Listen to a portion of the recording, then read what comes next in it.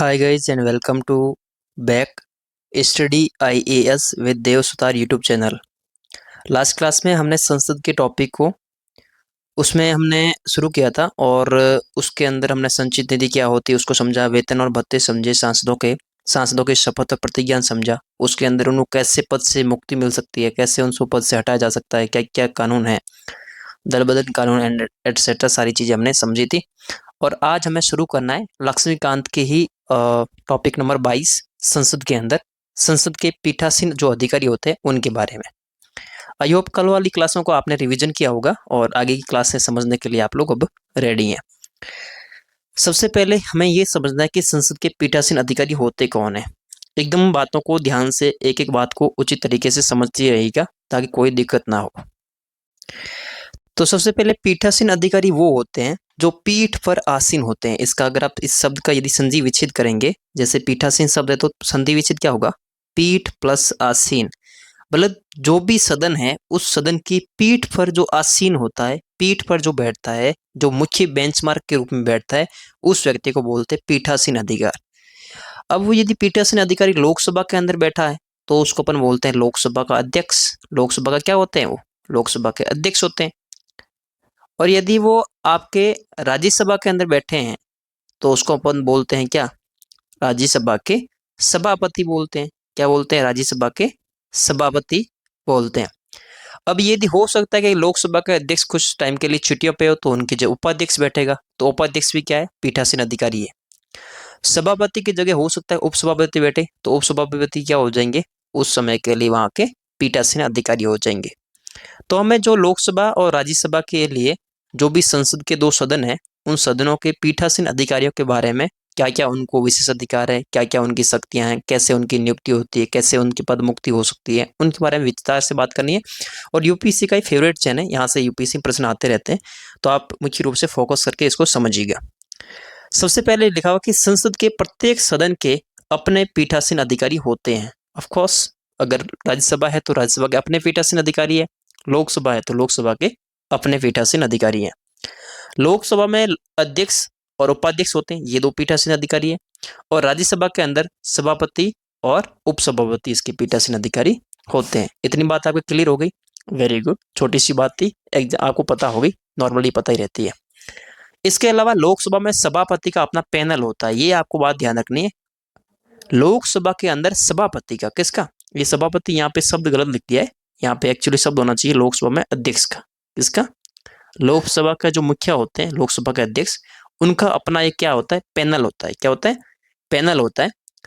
और राज्यसभा के अंदर सभापति का नहीं होता है। ये बड़ी बात ध्यान से इंपॉर्टेंट से सुननी है कि लोकसभा के अंदर तो लोकसभा का जो अध्यक्ष होता है, जो लोकसभा का मुखिया होता है, उसका पैनल होता है। पैनल क्या होता है समझाऊंगा। और राज्यसभा के अंदर सभापति का पैनल नहीं होता है। क्यों नहीं होता है, क्योंकि राज्यसभा के सभापति कौन होते हैं, आप कहेंगे राज्यसभा के सभापति उपराष्ट्रपति होते हैं, क्योंकि उपराष्ट्रपति राज्यसभा के पदेन सभापति होते हैं। इस बात को पहले समझ लीजिए। उपराष्ट्रपति जो होते हैं, कौन, उपराष्ट्रपति जो होते हैं, उपराष्ट्रपति राज्यसभा के, किसके, राज्यसभा के पदेन सभापति होते हैं। क्या होते हैं, पदेन सभापति। पदेन सभापति का मतलब ये होता है, जैसे मैं बोलूं कि जो प्रधानमंत्री होते हैं वो नीति आयोग के किसके, नीति आयोग के पदेन सभापति होते हैं या पदेन अध्यक्ष होते हैं। मैंने क्या बोला कि प्रधानमंत्री नीति आयोग के पदेन अध्यक्ष होते हैं। इसका क्या मतलब हुआ, इसका मतलब ये हुआ कि जो भी व्यक्ति प्रधानमंत्री बनेगा, जो भी व्यक्ति प्रधानमंत्री के पद पर बैठेगा, वो अपने आप स्वतः ही नीति आयोग के भी अध्यक्ष बन जाएंगे। पदेन सभापति, पदेन शब्द का मतलब ये होता है कि जो भी प्रधानमंत्री के पद पर बैठेगा वो स्वतः ही अपने आप बिना किसी चुनाव के क्या बन जाएंगे, नीति आयोग के अध्यक्ष बन जाएंगे। ठीक वैसे ही उपराष्ट्रपति क्या होते हैं, उपराष्ट्रपति राज्यसभा के पदेन सभापति होते हैं। इसका मतलब जो भी व्यक्ति उपराष्ट्रपति के पद पर बैठेगा, जो भी व्यक्ति उपराष्ट्रपति के पद पर बैठेगा, वो अपने आप स्वतः ही बिना किसी इलेक्शन के राज्यसभा के सभापति बन जाएंगे, राज्यसभा के सभापति बन जाएंगे। जैसे अभी भारत के अंदर उपराष्ट्रपति ने क्या दे दिया, अपने पद से इस्तीफा दे दिया। इसका मतलब जैसे ही उपराष्ट्रपति ने अपने पद से इस्तीफा दिया तो राज्यसभा के सभापति का पद अपने आप ही खाली हो गया, क्योंकि वो तो पदेन सभापति है ना। राज्यसभा के सभापति के रूप में कौन बैठे थे? उपराष्ट्रपति तो बैठे थे। वो अपने जैसे ही उपराष्ट्रपति ने अपने पद से त्याग पत्र दिया, स्वतः ही अपने आप ही राज्यसभा के सभापति का पद खाली हो गया। अब जैसे ही नया इलेक्शन होगा और उपराष्ट्रपति के पद पर जो कि आरिफ साहब आने वाले हैं, मतलब पूरी संभावना उनकी है, आरिफ साहब जैसे ही उपराष्ट्रपति के पद पर बैठेंगे, स्वतः ही अपने आप राज्यसभा के सभापति के रूप में आरिफ साहब सुन लिए जाएंगे। तो पदेन शब्द का मतलब समझ गए। तो कहीं पर भी आगे से पदेन शब्द आता है, इसका मतलब है कि जो भी उस पद पर बैठेगा वो स्वतः ही जिस पदेन अध्यक्ष होता है उसका अपने आप ही अध्यक्ष बन जाएगा। ठीक है, बात समझ में आ गई? Very good. क्योंकि राज्यसभा के सभापति होते हैं वो पदेन होते हैं, उपराष्ट्रपति है, मूलतः क्या है वो उपराष्ट्रपति है। तो उपराष्ट्रपति का अपना कोई पैनल नहीं होता है, तो फिर होता है उपसभापति का। ये बात यहाँ पे ध्यान रखने वाली बात यही है कि राज्यसभा का अपना कोई, राज्यसभा में जो सभापति होते हैं उनका कोई पैनल नहीं होता है। किसका होता है? उपसभापति का अपना पैनल होता है। किसका होता है? उपसभापति का अपना पैनल होता है। लोकसभा में किसका होता है? लोकसभा का अध्यक्ष का होता है। राज्यसभा में राज्यसभा के सभापति का नहीं होता है, राज्यसभा के उपसभापति का पैनल होता है ना। अब पैनल क्या होता है? पैनल का मतलब हो सकता है पैनल 10 सदस्य है। कितने? 10 सदस्य। सामान्यतः 10 सदस्य रहते हैं पैनल के अंदर। मतलब ऐसे समझ लीजिए, जैसे आप मान लो छोटी क्लास के एक पढ़ रहे हैं, बहुत ही छोटी क्लास है, आप छोटी क्लास में पढ़ रहे हो, तो ऐसा होता है ना, क्लास में नॉर्मली ऐसा होता है कि एक बच्चे को क्लास का मॉनिटर बना दिया कि भाई तुम ध्यान रखोगे क्लास का। ठीक है, अब मान लेते हैं किसी वजह से मॉनिटर नहीं आया है, तो अपन कहते हैं इसका जो सेकंड मॉनिटर है वो पहले से रेडी रहता है। एक सेकंड मॉनिटर है ये, इसका मतलब फर्स्ट मॉनिटर की जगह जब तक वो अपनी जगह बैठा है तब तक तो वो अपनी जगह संभालेगा। जैसे ही किसी वजह से मॉनिटर नहीं क्लास में आया तो सेकंड मॉनिटर उसका पद अपने आप ले लेगा।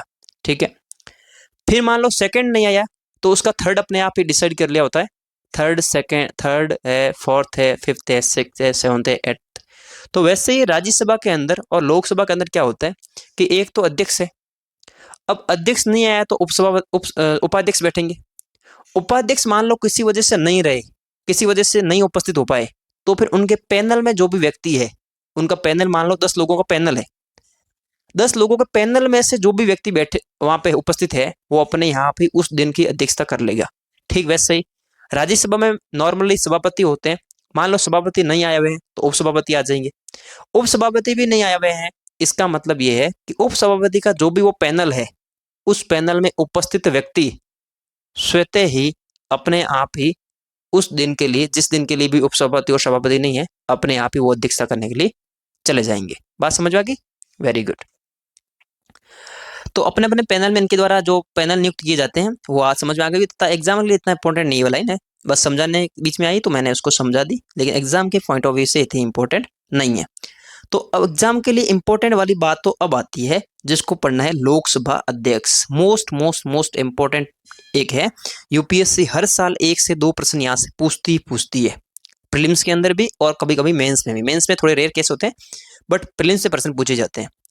सबसे पहले अपन ये समझेंगे कि जो लोकसभा के अध्यक्ष होते हैं, जो लोकसभा के अध्यक्ष होते हैं उनका निर्वाचन कैसे होता है और उनके पद की अवधि कितनी होती है, टेन्योर कितना होता है।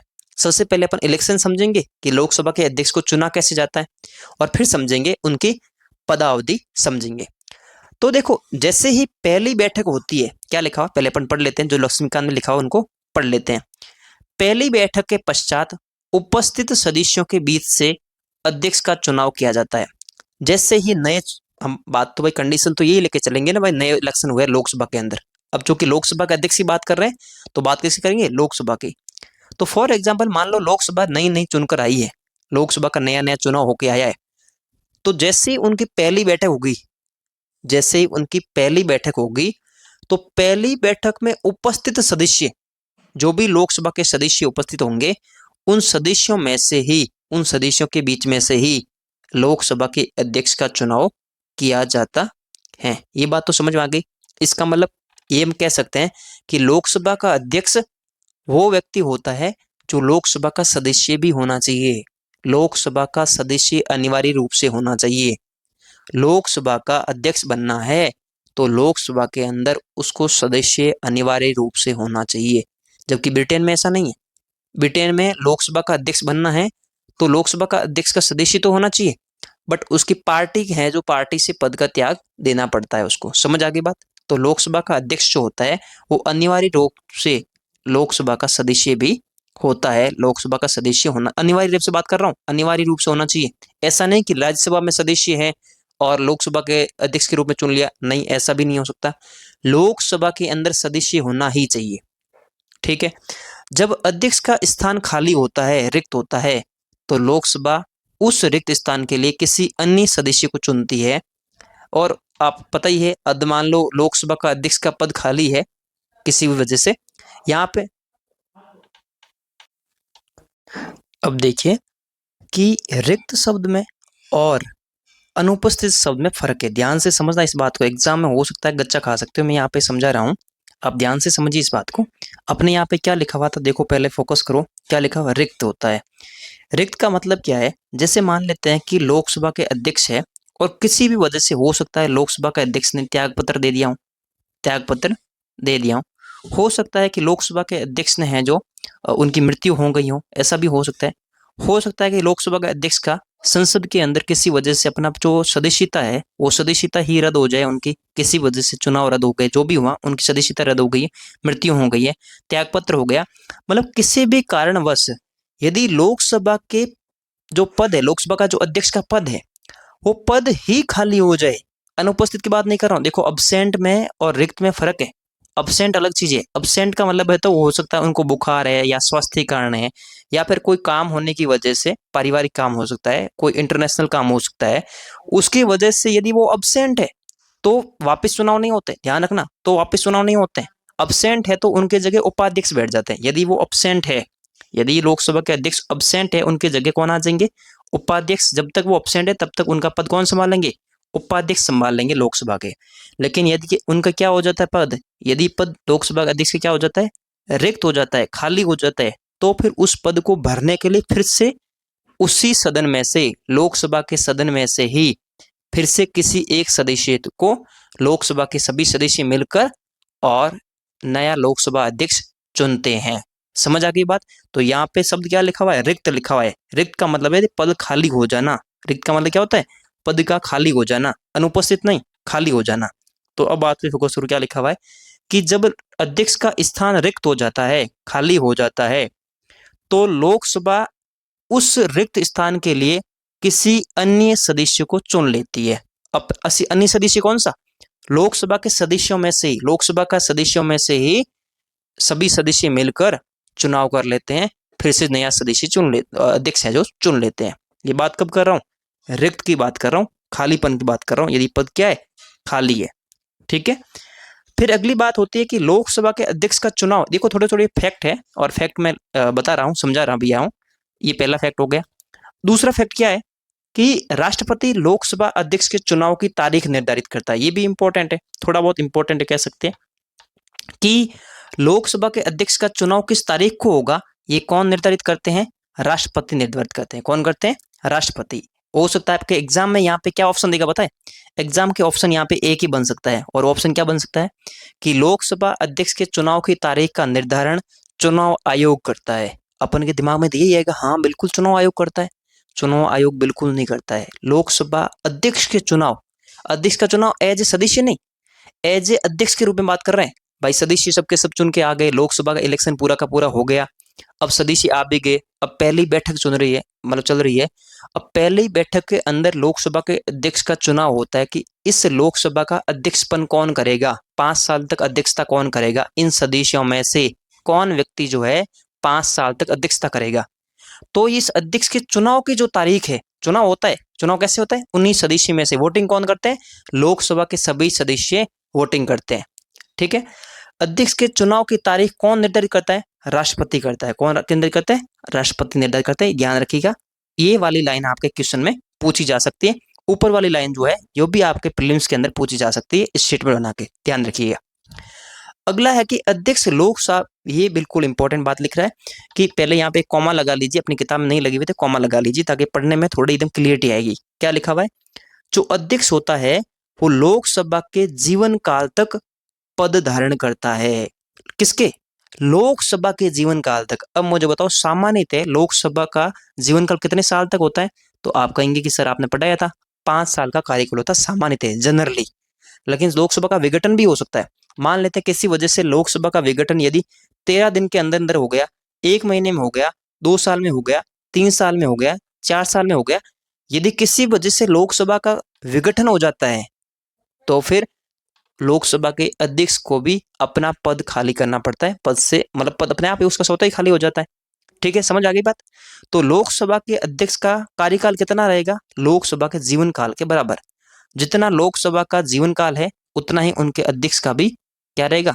कार्यकाल रहेगा। तो लिखा हुआ ना कि अध्यक्ष जो होता है वो लोकसभा के जीवन काल तक अपना पद धारण करता है। हालांकि इस पद की समाप्ति ये भी ध्यान रखनी है, ऐसा नहीं है कि लोकसभा का विघटन होगा तो ही अध्यक्ष को पद से हटाया जाएगा, ऐसा भी नहीं है। मैंने बताया 4-5 और कारण हो सकते हैं, और वो कारण के 3 मामले हैं, 3 मामलों में हट सकता है, 3-4 भी हो सकते हैं, मैं बता दूं कौन कौन से। 3 तो आपके लक्ष्यकान लिखे हुए। पहला, यदि वे सदन का सदस्य नहीं रहता है, यदि वो सदन का इंपॉर्टेंट है, 3 के 3 मोस्ट इंपॉर्टेंट है, ध्यान रखिएगा, और 3 के 3 आपको मेंस के लिए भी लिखने पड़ सकते हैं। यदि वे सदन का सदस्य नहीं रहता है, अब आपको कॉमन सी बात है, अभी मैंने आपको क्या बोला कि लोकसभा का अध्यक्ष रहना है, उसको किसी भी व्यक्ति को लोकसभा का अध्यक्ष बनना है तो उसको अनिवार्य रूप से लोकसभा का सदस्य भी होना चाहिए, लोकसभा के अंदर सांसद भी होना अनिवार्य है। अब मान लो किसी भी वजह से उस सदस्य की उस सांसदपन जो है उसका एमपी का पद खाली हो जाता है, हो सकता है उस एमपी का चुनाव जात हो, वो कोर्ट ने रद्द कर दिया हो सकता है कि कुछ धांधली होने की वजह से चुनाव खारिज हो गए हों, हो सकता है उसको सस्पेंड करके लोकसभा में से मतलब किसी वजह से बाहर निकाल दिया हो, कैसे भी करके उसका सदस्य के रूप में लोकसभा के अंदर, लोकसभा के सदन के अंदर उसका सदस्य के रूप में पद खाली हो जाता है। अब जैसे पद खाली हुआ सदस्य के रूप में, तो मैं तुझे बताऊं क्या वो लोकसभा का सदस्य रहा? आप कहेंगे सर बिल्कुल नहीं रहा। और हमारी कार्य योग्यता क्या है कि यदि लोकसभा का अध्यक्ष होना है तो उसको सदस्य होना ही चाहिए। तो सिंपल सी बात है कि भाई लोकसभा का सदस्य ही नहीं रहा तो फिर अध्यक्ष कैसे रह जाएगा? अध्यक्ष बिल्कुल नहीं रहेगा। ठीक है, तो पहली बात आपको मेरे ख्याल से समझ में आ गई होगी, वेरी गुड। दूसरी बात क्या है कि यदि वह खुद ही उपाध्यक्ष को, कौन किसको? उपाध्यक्ष को, ध्यान से सुनिएगा, किसको? उपाध्यक्ष को। इंपॉर्टेंट है ये वर्ड, ये बड़ा ध्यान रखना। इसका मतलब ये है कि यदि मान लो किसी भी वजह से लोकसभा का जो सदस्य है, लोकसभा का जो अध्यक्ष है, लोकसभा का जो अध्यक्ष है क्या दे दे? रेजिग्नेशन दे दे। क्या दे दे? रेजिग्नेशन, रिजाइन कर दे। किसको? त्याग पत्र दे दे। किसको देगा त्याग पत्र? उपाध्यक्ष को देगा। किसको देगा? लोकसभा के उपाध्यक्ष को त्याग पत्र दे दे। यदि वो किसी भी कारणवश लोकसभा के उपाध्यक्ष को, किसको? लोकसभा के उपाध्यक्ष को क्या दे दे? त्याग पत्र दे दे। तो फिर जब त्याग पत्र दे दिया तो फिर आपको पता ही उसका पद ही खाली हो गया। जब उसका पद ही खाली हो गया तो फिर, अच्छा आप मन में सोच रहे होंगे कि यार सर जैसे उसने लोकसभा के अध्यक्ष से अपना त्याग पत्र दे दिया, क्या उसकी लोकसभा के अंदर सदस्यता भी चलेगी? हाँ, सदस्यता नहीं गई, सदस्यता थोड़ी गई है, सदस्यता नहीं गई है। उसने सिर्फ अपने पद से, अपने लोकसभा के अध्यक्ष पद से इस्तीफा दिया है। उसने सिर्फ और सिर्फ अपने लोकसभा के अध्यक्ष पद से इस्तीफा दिया है। किसको दिया है? उपाध्यक्ष को दिया है। तो आपके एग्जाम में एक स्टेटमेंट बन सकता है कि लोकसभा के अध्यक्ष राष्ट्रपति को अपना त्याग पत्र देते हैं। स्टेटमेंट गलत या सही? बिल्कुल गलत। राष्ट्रपति को नहीं देते हैं, किसको देते हैं? उपाध्यक्ष को देते हैं। किसको देते हैं? उपाध्यक्ष को। समझना बात को, किसको देते हैं? उपाध्यक्ष को देते हैं। बात समझ में आई? तो पहली बात तो लोकसभा के जो अध्यक्ष होते हैं अपना त्याग पत्र किसको देते हैं? उपाध्यक्ष को देते हैं। ठीक है, अब बात यह है कि जैसे वो लोकसभा के उपाध्यक्ष को अपना त्याग पत्र दे दिया तो उनका सिर्फ और सिर्फ लोकसभा के अध्यक्ष से अपना पद खाली हुआ है, लोकसभा की सदस्यता खाली नहीं हुई है। उसने एज ए मेंबर थोड़ी इस्तीफा दिया है।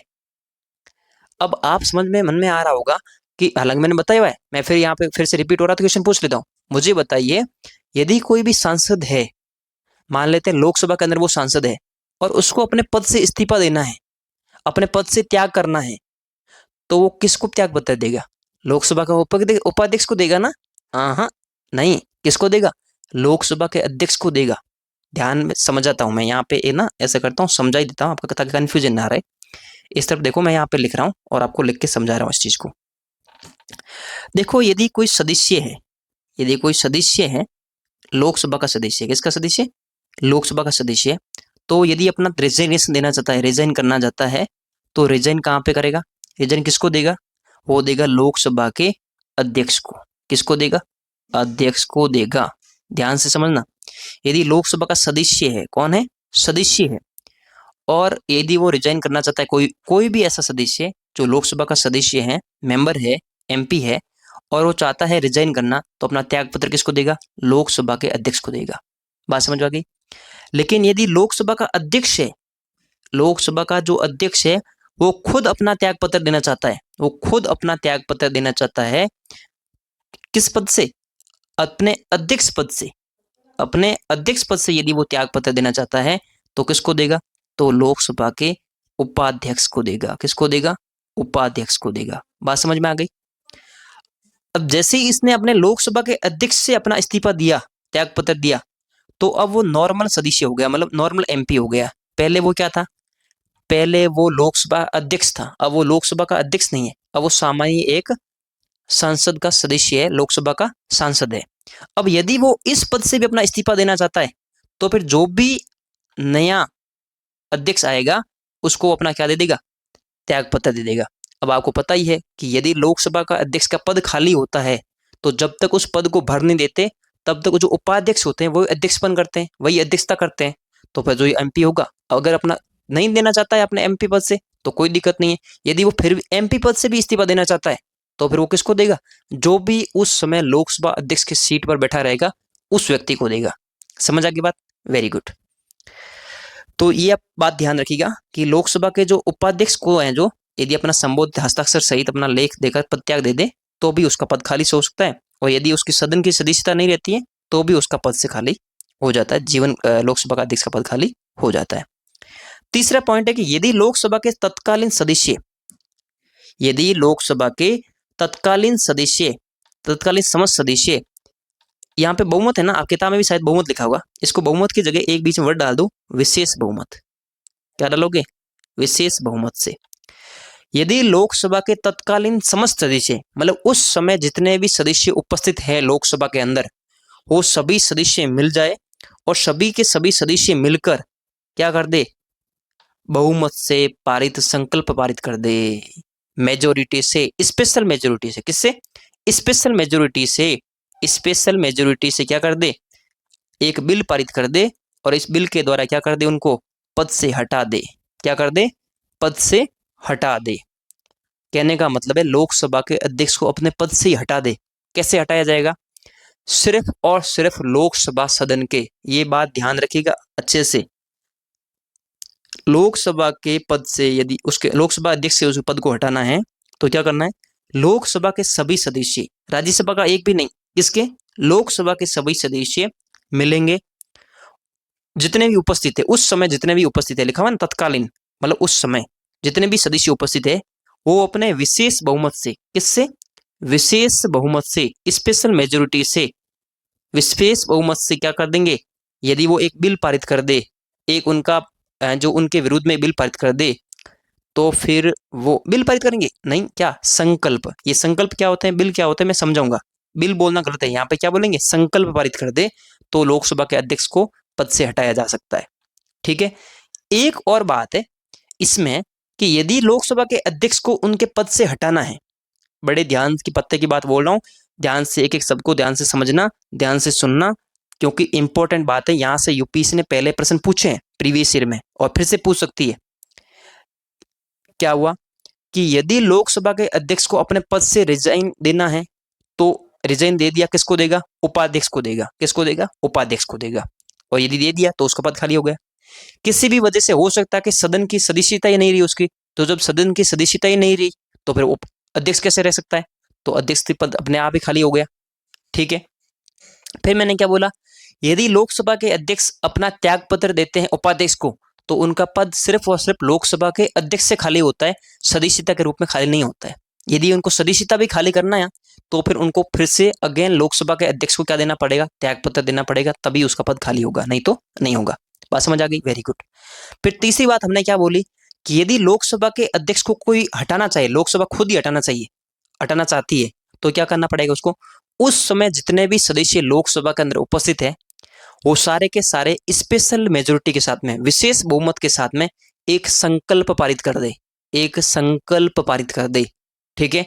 और यदि वो पारित हो जाता है, तो उसको है जो पद से हटा देंगे। क्या वो लोकसभा के जो संकल्प है वो राज्यसभा से भी पारित होना चाहिए? नहीं, राज्यसभा का कोई रोल नहीं है। लोकसभा के अध्यक्ष को हटाने में राज्यसभा का कोई रोल नहीं है, दूर दूर तक नहीं है। समझ आ गया बात? कोई दूर दूर तक उसका कोई संबंध नहीं है। सिर्फ यदि लोकसभा अध्यक्ष को हटाना है तो लोकसभा खुद अपने अंदर एक संकल्प लेके आएगी और उसको विशेष बहुमत के साथ पारित कर देगी। जैसे ही पारित हुआ, लोकसभा का अध्यक्ष अपने पद से रिक्त हो जाएगा। ठीक है, लेकिन इसमें कंडीशंस है और एग्जाम में जो प्रश्न है ना, वो इस कंडीशन से ही आएगा। कंडीशन क्या है? ऐसा संकल्प तब तक पारित नहीं किया जाएगा जब तक कि उस संकल्प को प्रस्तावित करने के आशय को कम से कम 14 दिन सूचना न दे दी गई हो। ये बात है इंपॉर्टेंट जिसकी बात कर रहा हूं कि यदि किसी व्यक्ति को, यदि कोई व्यक्ति जो लोकसभा का अध्यक्ष है, क्या है, लोकसभा का अध्यक्ष है, और उसको एक संकल्प के द्वारा हटाना है, तो कम से कम 14 दिन पहले, कितने दिन पहले? कम से कम 14 डेज, 14 दिन पहले क्या करना पड़ेगा? उसको सूचना देनी पड़ेगी। किसको? लोकसभा के अध्यक्ष को, जिसको हटा रहे हैं, उसको 14 दिन, कम से कम 14 दिन पहले सूचना देनी पड़ेगी। आप चाहो तो 14 दिन से ज्यादा, मतलब 1 महीने पहले भी बता सकते हो, 2 महीने पहले भी बता सकते हो, लेकिन कम से कम 14 दिन पहले उसको सूचना देनी पड़ेगी कि हम आपको पद से हटाएंगे। बात समझ में आ गई? पहले सूचना देनी ही पड़ेगी। यदि बिना सूचना दिए ही संकल्प लिया गया संसद में, तो उस संकल्प को स्वीकार नहीं किया जाएगा। ध्यान समझ में ला। कम से कम 14 दिन पहले सूचना देनी है। किसको देनी है? लोकसभा के अध्यक्ष को ही देनी है सूचना। ठीक है, तो ये बात आप ध्यान रखिएगा, बहुत इंपॉर्टेंट बात है। अब देखो, अब मान लेते हैं कि उन्होंने सूचना भी दे दी और अब उस संकल्प की जो सूचना है कि हम इसको हटाने वाले हैं, उस सूचना आ भी गई है, तो अब क्या होगा? अब बड़ी पत्ते की बात है, ध्यान से सुनिएगा। बहुत लोग इसमें ना कंफ्यूज रहते हैं, बहुत ही कंफ्यूज रहते हैं। मैं कहना एक कंडीशंस बताता हूँ, एक छोटी सी आपको स्टोरी बताता हूँ, आप मुझे बताना उस स्टोरी से कि आपको वो चीज समझ में आती है कि नहीं आती है। देखो, मैं इस मान लो एक गली के अंदर कुछ बच्चे हैं, एक का नाम ए है और एक का नाम बी है और एक का नाम सी है। ठीक है, 3 बच्चे हैं, तीनों की अच्छी दोस्ती है, बहुत अच्छी दोस्ती है। और हमेशा जब भी ये दोस्ती रहती है ना, तो इनमें जो सी नाम का लड़का है, सी नाम का जो लड़का है, ये हमेशा इनकी अध्यक्षता करता है, इनका बॉस रहता है। क्या रहता है? इनका बॉस रहता है। ये जो कहता है वही फाइनल होता है, बॉस है। ठीक है, अब एक दिन क्या हुआ, मान लो इन दोनों लड़कों ने गलती कर ली है, कोई भी इन दोनों लड़कों गलती कर दी और आपस में झगड़ रहे हैं, तो बॉस का काम है कि इन दोनों का झगड़ा सुलझा दे। ठीक है, वेरी गुड, बहुत बात समझ में आ रही है। एक दिन ऐसा हुआ, किसी भी वजह से बॉस ने खुद ने कोई गलती कर दी, बॉस ने खुद ने ही कोई गलती कर दी है। अब बॉस का झगड़ा जब सुलझेंगे, तो क्या बॉस खुद सुलझाएगा? क्या ऐसे बोल दें कि बॉस खुद ही अपना झगड़ा सुलझाएगा? बॉस का और इस बी नाम के व्यक्ति का आपस में झगड़ा हो गया, तो अभी मैं बोलूं कि अब जो मीटिंग बैठेगी ना, उसके दो, जो उसका जो बॉस रहेगा वो सी रहेगा। आप कहेंगे नहीं नहीं सर, ये अब बात गलत है, ये तो फिर न्याय की अच्छी बात नहीं हुई। एक तरफ तो लड़ाई लड़ाई में खुद में सी खुद शामिल है, बॉस खुद ही सी जो है वो लड़ाई में शामिल है, तो फिर सर वो अध्यक्ष बना, अब वो वहां पे अध्यक्ष कैसे रह सकता है? नहीं रहेगा ना सर, बिल्कुल नहीं रहेगा। आप बिल्कुल ठीक बोल रहे हो भाई, वो तो लड़ाई खुद है, उसने खुद उस लड़ाई में शामिल है।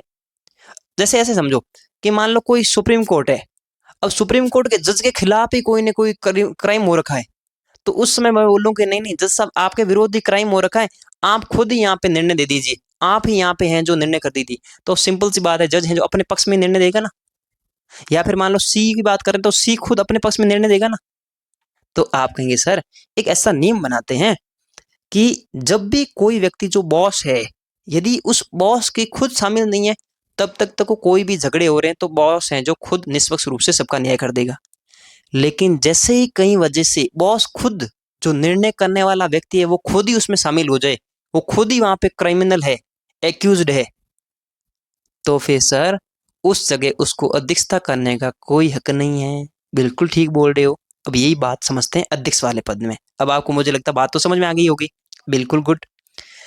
इसका मतलब ये कि जब जब लोकसभा के अध्यक्ष को हटाने का संकल्प लोकसभा के अंदर विचार के आधार पर रहेगा, उसके ऊपर विचार कर रही होगी। मान लेते हैं कि लोकसभा के अध्यक्ष को हटाना है और लोकसभा के अंदर इस बिल के ऊपर ही चर्चा हो रही है, इस बिल नहीं, इस संकल्प के ऊपर ही चर्चा हो रही है कि लोकसभा के अध्यक्ष को हटाना है कि नहीं हटाना है। मतलब 14 दिन पहले उसको सूचना दे दी थी, अब उसके ऊपर ही चर्चा चल रही है, वोटिंग हो रही है, चर्चा हो रही है, सब कुछ हो रहा है कि हम इसको हटाएंगे, कोई बोल नहीं हटाएंगे, ऐसे अपन चर्चा चल रही है। अब मुझे बताओ, उनके लिए चर्चा चल रही है, तो एक कंडीशन समझते हैं कि लोकसभा के अध्यक्ष को खुद को ही वहां पे बॉस बनाया हुआ है, जिसको हटाना है वो ही वहां पे बॉस है। तो मुझे बताओ वो किसको बोलने देगा? आप कहेंगे सर फिर तो वो उस सदस्य को बोलने देगा जो उस लोकसभा के अध्यक्ष को हटाना नहीं चाहते हैं, जो बोल रहे हैं कि नहीं लोकसभा के अध्यक्ष को हटना नहीं चाहिए, उनको हटाए, उनके लिए उनके पक्ष में बोलेंगे, उन्हीं को बोलने देगा ना, बाकी वालों को तो बोलने नहीं देगा, क्योंकि वो तो वहां का मैन है, हेड है। हेड चाहे तो किसी को बाहर भी निकाल सकता है, जो उनके खिलाफ बोल रहे हैं उनको सस्पेंड कर देगा, जी जाओ बाहर जाओ। इसीलिए जब भी अध्यक्ष को हटाने का जब भी अध्यक्ष को हटाने के लिए कोई भी संकल्प जो होता है वो विचार पर चल रहा होता है, विचार के अधीन होता है लोकसभा के अंदर, तो अध्यक्ष जो होता है वो पीठासीन अधिकारी नहीं रहता है। सिंपल सी बात है। अब मेरे ख्याल से आके भेजे में घुस गई होगी बात कि हाँ ये तो सर लॉजिक है, वो थोड़ी रह सकता है। लेकिन मुझे बताओ, चलो वो अध्यक्ष तो नहीं रह सकता है, और अध्यक्ष हटाया भी नहीं अभी तक, हटा दिया क्या? हटाया थोड़ी है, अभी तो उसके ऊपर विचार चल रहा है। इसका मतलब उस दिन जो भी अध्यक्ष पद पे बैठेगा वो उपाध्यक्ष होगा। कौन होगा? उपाध्यक्ष होगा। उपाध्यक्ष ही बॉस रहेगा उस दिन। ठीक है, उपाध्यक्ष नहीं हुआ तो उनका जो पैनल बना हुआ था उन पैनल में से किसी एक व्यक्ति को बना देंगे, पर उस दिन अध्यक्ष को नहीं बनाएंगे, क्योंकि अध्यक्ष के खुद के ऊपर ही वो खुद के लिए ही वो संकल्प आया हुआ है। ठीक है सर, तो क्या सर वो उस चर्चा के अंदर भी नहीं बैठेगा? उस लोकसभा के अंदर बैठेगा ही नहीं? पर बैठेगा तो सही ना, वो सदस्य तो है ना, वो लोकसभा का सदस्य थोड़ी रद्द हुआ है, सदस्य भी है ना वो तो। उसने एज ए सदस्य के रूप में तो उसको कोई नहीं हटाना चाह रहा है ना। आप कहेंगे बिल्कुल सर, सदस्य के रूप में कोई थोड़ी हटाना चाह रहे, उसको तो लोकसभा के अध्यक्ष से हटाना चाह रहे हैं। तो उस लोकसभा का सदस्य तो है ना, तो एज ए सदस्य तो उसको बैठने का हक है कि नहीं है? बिल्कुल है, एज ए सदस्य बैठने का हक भी है, और उसको एज ए सदस्य हटा भी कोई नहीं रहा है। उसको तो हटाने की बात तो अध्यक्ष के रूप में हो रही है ना। तो सर बैठेगा? बिल्कुल बैठेगा। क्या सर वो बोल सकता है? बिल्कुल बोल सकता है। बोलेगा ना भाई वो संसद का सदस्य है, मतलब लोकसभा का सदस्य है कि नहीं है? बिल्कुल है। वो सदस्य को बोलने का हक है, बिल्कुल बोलेगा। क्या सर मतदान कर सकता है? मतदान भी कर सकता है, मतदान भी कर सकता है। अब यहां पे एक बात फंसेगी आपकी, पहले इतनी बात क्लियर कर देते हैं। क्या बात है कि पहले इसको पढ़ लेते हैं अपन लोग, क्या लिखा हुआ था, एक मिनट रुकिए। अपन इससे पढ़ते हैं, ओके। कि जब अध्यक्ष को हटाने के लिए संकल्प विचाराधीन है तो अध्यक्ष पीठासीन नहीं होगा। पहली बात तो जो भी अध्यक्ष है जिसको हटाया जा रहा है उसको उस दिन अध्यक्ष के रूप में, पीठासीन अधिकारी के रूप में नहीं बिठाया जाएगा। वो चाहे तो एज मेंबर बैठ सकता है, एज सदस्य के रूप में नीचे जहाँ पे सीटें होती है वहां पे बैठ सकता है, किंतु उसे लोकसभा में बोलने का, उसे कार्यवाही में भाग लेने का पूर्ण रूप से अधिकार है। भाई वो तो अधिकार है ना, लोकसभा का सदस्य है वो, सदस्य को बोलने का अधिकार होता ही है, और उसको कार्य में भाग लेने का भी अधिकार होता है, बिल्कुल होता है, तो उसको थोड़ी हटाएंगे वहां से। ऐसी स्थिति में उसे मत देने का भी अधिकार होगा। ये बात most most most most most important है, इसके ऊपर जितने स्टार लगाओ उतने कम है, क्योंकि एग्जाम के अंदर यहाँ से प्रश्न आते हैं और फिर वहां पे आप हैं जो पीछे होते हो कि सर ये क्या पूछ लिया, समझ ही नहीं आ रहा कुछ भी। देखो आपको इस बात को भी यहाँ पे होल्ड करते हैं, और एक दूसरी बात आपको इनके बारे में बताते हैं, उनको समझ लोगे ना तो यहाँ पे बात आपको समझ में आएगी। देखो लोकसभा का अध्यक्ष जो होते हैं, लोकसभा के जो अध्यक्ष होते हैं, लोकसभा के कौन? अध्यक्ष। लोकसभा के जो अध्यक्ष होते हैं उनका काम क्या होता है? काम होता है एक व्यवस्थित रूप से, एक बहुत ही डिसिप्लिन तरीके से सदन को कार्यवाही करते रहने देना, सदस्यों को आपस में बोलने का टाइम देना कि भाई ये सदस्य इतने टाइम तक बोलेगा, ये सदस्य इतने टाइम तक बोलेगा, इस पार्टी को बोलने का इतना समय है, कोई बिल आया तो बिल को एक्सेप्ट करना, कैसे बिल काम करेगा, पूरा जो सदन कैसे काम करेगा उसको ध्यान रखते हैं। आप कहेंगे बिल्कुल सर, बिल्कुल ध्यान रखते हैं। लेकिन वो जब तक लोकसभा के अध्यक्ष होते हैं, ध्यान से सुनना बात को, जब तक वो लोकसभा के अध्यक्ष होते हैं उनको नॉर्मल कंडीशन में से, मान लो कोई बिल आया है, फॉर एग्जाम्पल मान लेते हैं लोकसभा के अंदर कोई बिल आया है, बिल जब भी आता है, अब बिल को आपको पता है चर्चा होती है, पूरी चर्चा होती है, चर्चा में सब कुछ चलता है, और चर्चा होने के बाद में वहां पे क्या होता है? मत देना होता है, मत होता है, वहां पे वोटिंग होती है। अगर मान लो वोटिंग बिल के पक्ष में आ गए तो बिल पारित है, और मान लो वोटिंग जो है बिल के विपक्ष में हो गई तो बिल पारित नहीं है, सिंपल सी बात है। ठीक है, मत होता है तो देखो मुझे बताओ, लोकसभा का जो अध्यक्ष है वो लोकसभा का सदस्य है कि नहीं? बिल्कुल सदस्य है, बिल्कुल सदस्य है। लेकिन बिल जो होता है उस बिल पर अध्यक्ष को वोट देने का कोई हक नहीं है, वो वोट नहीं दे सकता। सामान्य कंडीशंस में जब वो लोकसभा के अध्यक्ष हैं, कोई दिक्कत नहीं। अभी ओम बिरला मान लेते बैठे हैं, बिल आ गया, कोई मतगणना हो रही है, ओम बिरला उस बिल के अंदर मत नहीं दे सकते, वोट नहीं दे सकते। जो भी व्यक्ति उस बिल उस समय उस सदन की अध्यक्षता कर रहा है, वो वहां पे वोटिंग नहीं दे सकता, सामान्य कंडीशंस में वोटिंग नहीं देगा। ठीक है, ओके। मान लेते हैं कि इसमें वोटिंग हुई और इसके पक्ष में वोट हो गए 20 और विपक्ष में वोटिंग हो गए 10। तो मुझे बताओ पक्ष में कितने हो गए 20, इसका मतलब बिल पारित हो गया। जी सर, पारित हो गया, कोई दिक्कत नहीं, चला गया। लेकिन ध्यान रखो, लोकसभा के अध्यक्ष ने कोई वोट नहीं दिया, लोकसभा के अध्यक्ष ने कोई वोट नहीं दिया। अब एक कंडीशन दूसरी पकड़ लेते हैं। कंडीशन ये हुई कि जब वोटिंग करवाई ना, तो कंडीशन ये हुई कि लोग इस बिल के पक्ष में भी 10 वोट दे दिए। 10 लोगों ने बोला कि ये बिल पारित होना चाहिए और 10 लोगों ने बोला कि बिल नहीं पारित होना चाहिए। अल्लो, अब क्या करें? अब तो 10 लोग तो बोल रहे पारित करो, 10 लोग बोल रहे ना पारित करो, अब उसका क्या करें? तो जब भी मतगणना बराबर हो जाती है, जब भी किसी भी बिल पर, किसी भी संकल्प पर मतगणना बराबर हो जाती है, तब लोकसभा के अध्यक्ष अपना वोट दे सकते हैं, तब लोकसभा के अध्यक्ष अपना वोट दे सकते हैं। समझ आई बात? यदि सामान्य कंडीशंस में, सामान्य कंडीशन में कोई उसके ऊपर लोकसभा को अध्यक्ष को हटाने का कोई संकल्प नहीं चल रहा है, मैं सामान्य बात कर रहा हूं, तब क्या होता है, कोई बिल आया, उसके ऊपर मतगणना हो रही है, जब यदि मतगणना बराबर नहीं है तो लोकसभा के अध्यक्ष को वोट देने का कोई हक नहीं है, वोट नहीं दे सकता। लेकिन यदि किसी भी वजह से उनकी वोटिंग बराबर हो गई है, एकदम बराबर हो गया है, तो फिर लोकसभा अध्यक्ष अपना एक वोट डालेगा, लोकसभा का अध्यक्ष खुद अपना एक वोट डालेगा। यदि उसने पक्ष में डाल दिया तो बिल पारित हो जाएगा, और यदि उसने विपक्ष में डाल दिया तो बिल खारिज हो जाएगा। इसको वोट बोलते हैं कास्टिंग वोट। क्या बोलते हैं? Casting vote. क्या बोलते हैं? Casting vote. क्या बोलते हैं? Casting vote. हिंदी में क्या बोलते हैं? निर्णायक मत। क्या बोलते हैं? निर्णायक मत। एक ऐसा मत, एक ऐसा वोट जो उस बिल का निर्णय कर दे, उस बिल का क्या कर दे? निर्णय कर दे कि ये पारित होगा या नहीं पारित होगा, क्योंकि बराबर की कंडीशन है ना, बराबर कंडीशन है तो निर्णय करेंगे, सिंपल सी बात है। अब ये तो बात हो गई सामान्य की। अब अब उल्टी दिशा बताओ, इसका जस्ट उल्टा। अब यदि लोकसभा के अध्यक्ष को हटाने के लिए बात चल रही है, उनके संकल्प किस बात का आया हुआ है? उनको हटाने का आया हुआ है। तो मुझे बताओ, पहली बात तो ये बताओ, क्या वो अध्यक्षता करते हैं? सर कहेंगे बिल्कुल वो अध्यक्षता नहीं करते हैं, कोई अध्यक्षता तो कोई और करता है। बिल्कुल ठीक है, बिल्कुल ठीक है, आप सही बोल रहे हो। अब एक कंडीशन समझते हैं, संकल्प बिल्कुल चर्चा हो गई, पूरी की पूरी चर्चा हो चुकी है। अब इसके ऊपर वोटिंग करानी है कि वोट देना है। लोकसभा के जो नए अध्यक्ष है या उस दिन जो भी अध्यक्ष के रूप में बैठे हैं, वो वोटिंग करवा रहे हैं कि इनको हटा दिया जाए या नहीं हटा दिया जाए। पक्ष में वोट दो तो पक्ष में वोट दिए तो वोट आ गए 10, विपक्ष में वोट दो, विपक्ष में वोट दिए तो वोट आ गए 12। इन 12 सदस्यों में जो बोल रहे कि नहीं हटाना चाहिए, उनमें एक वो लोकसभा का अध्यक्ष जो पहले था, मतलब अभी भी है पर वो सस्पेंडेड है, उनके ऊपर ही वो हटाया जा रहा है, तो वो सामान्य सदस्य के रूप में बैठा है। एक वोट उसका खुद का है, उसी ने वोट दिया है, वो वोट दे सकता है ना, मैंने बोला ना, वो एज ए सदस्य के रूप में बैठा है तो वोट दे सकता है, भले ही उसके ऊपर संकल्प चल रहा हो, वोट दे सकता है, वोट दिया उसने।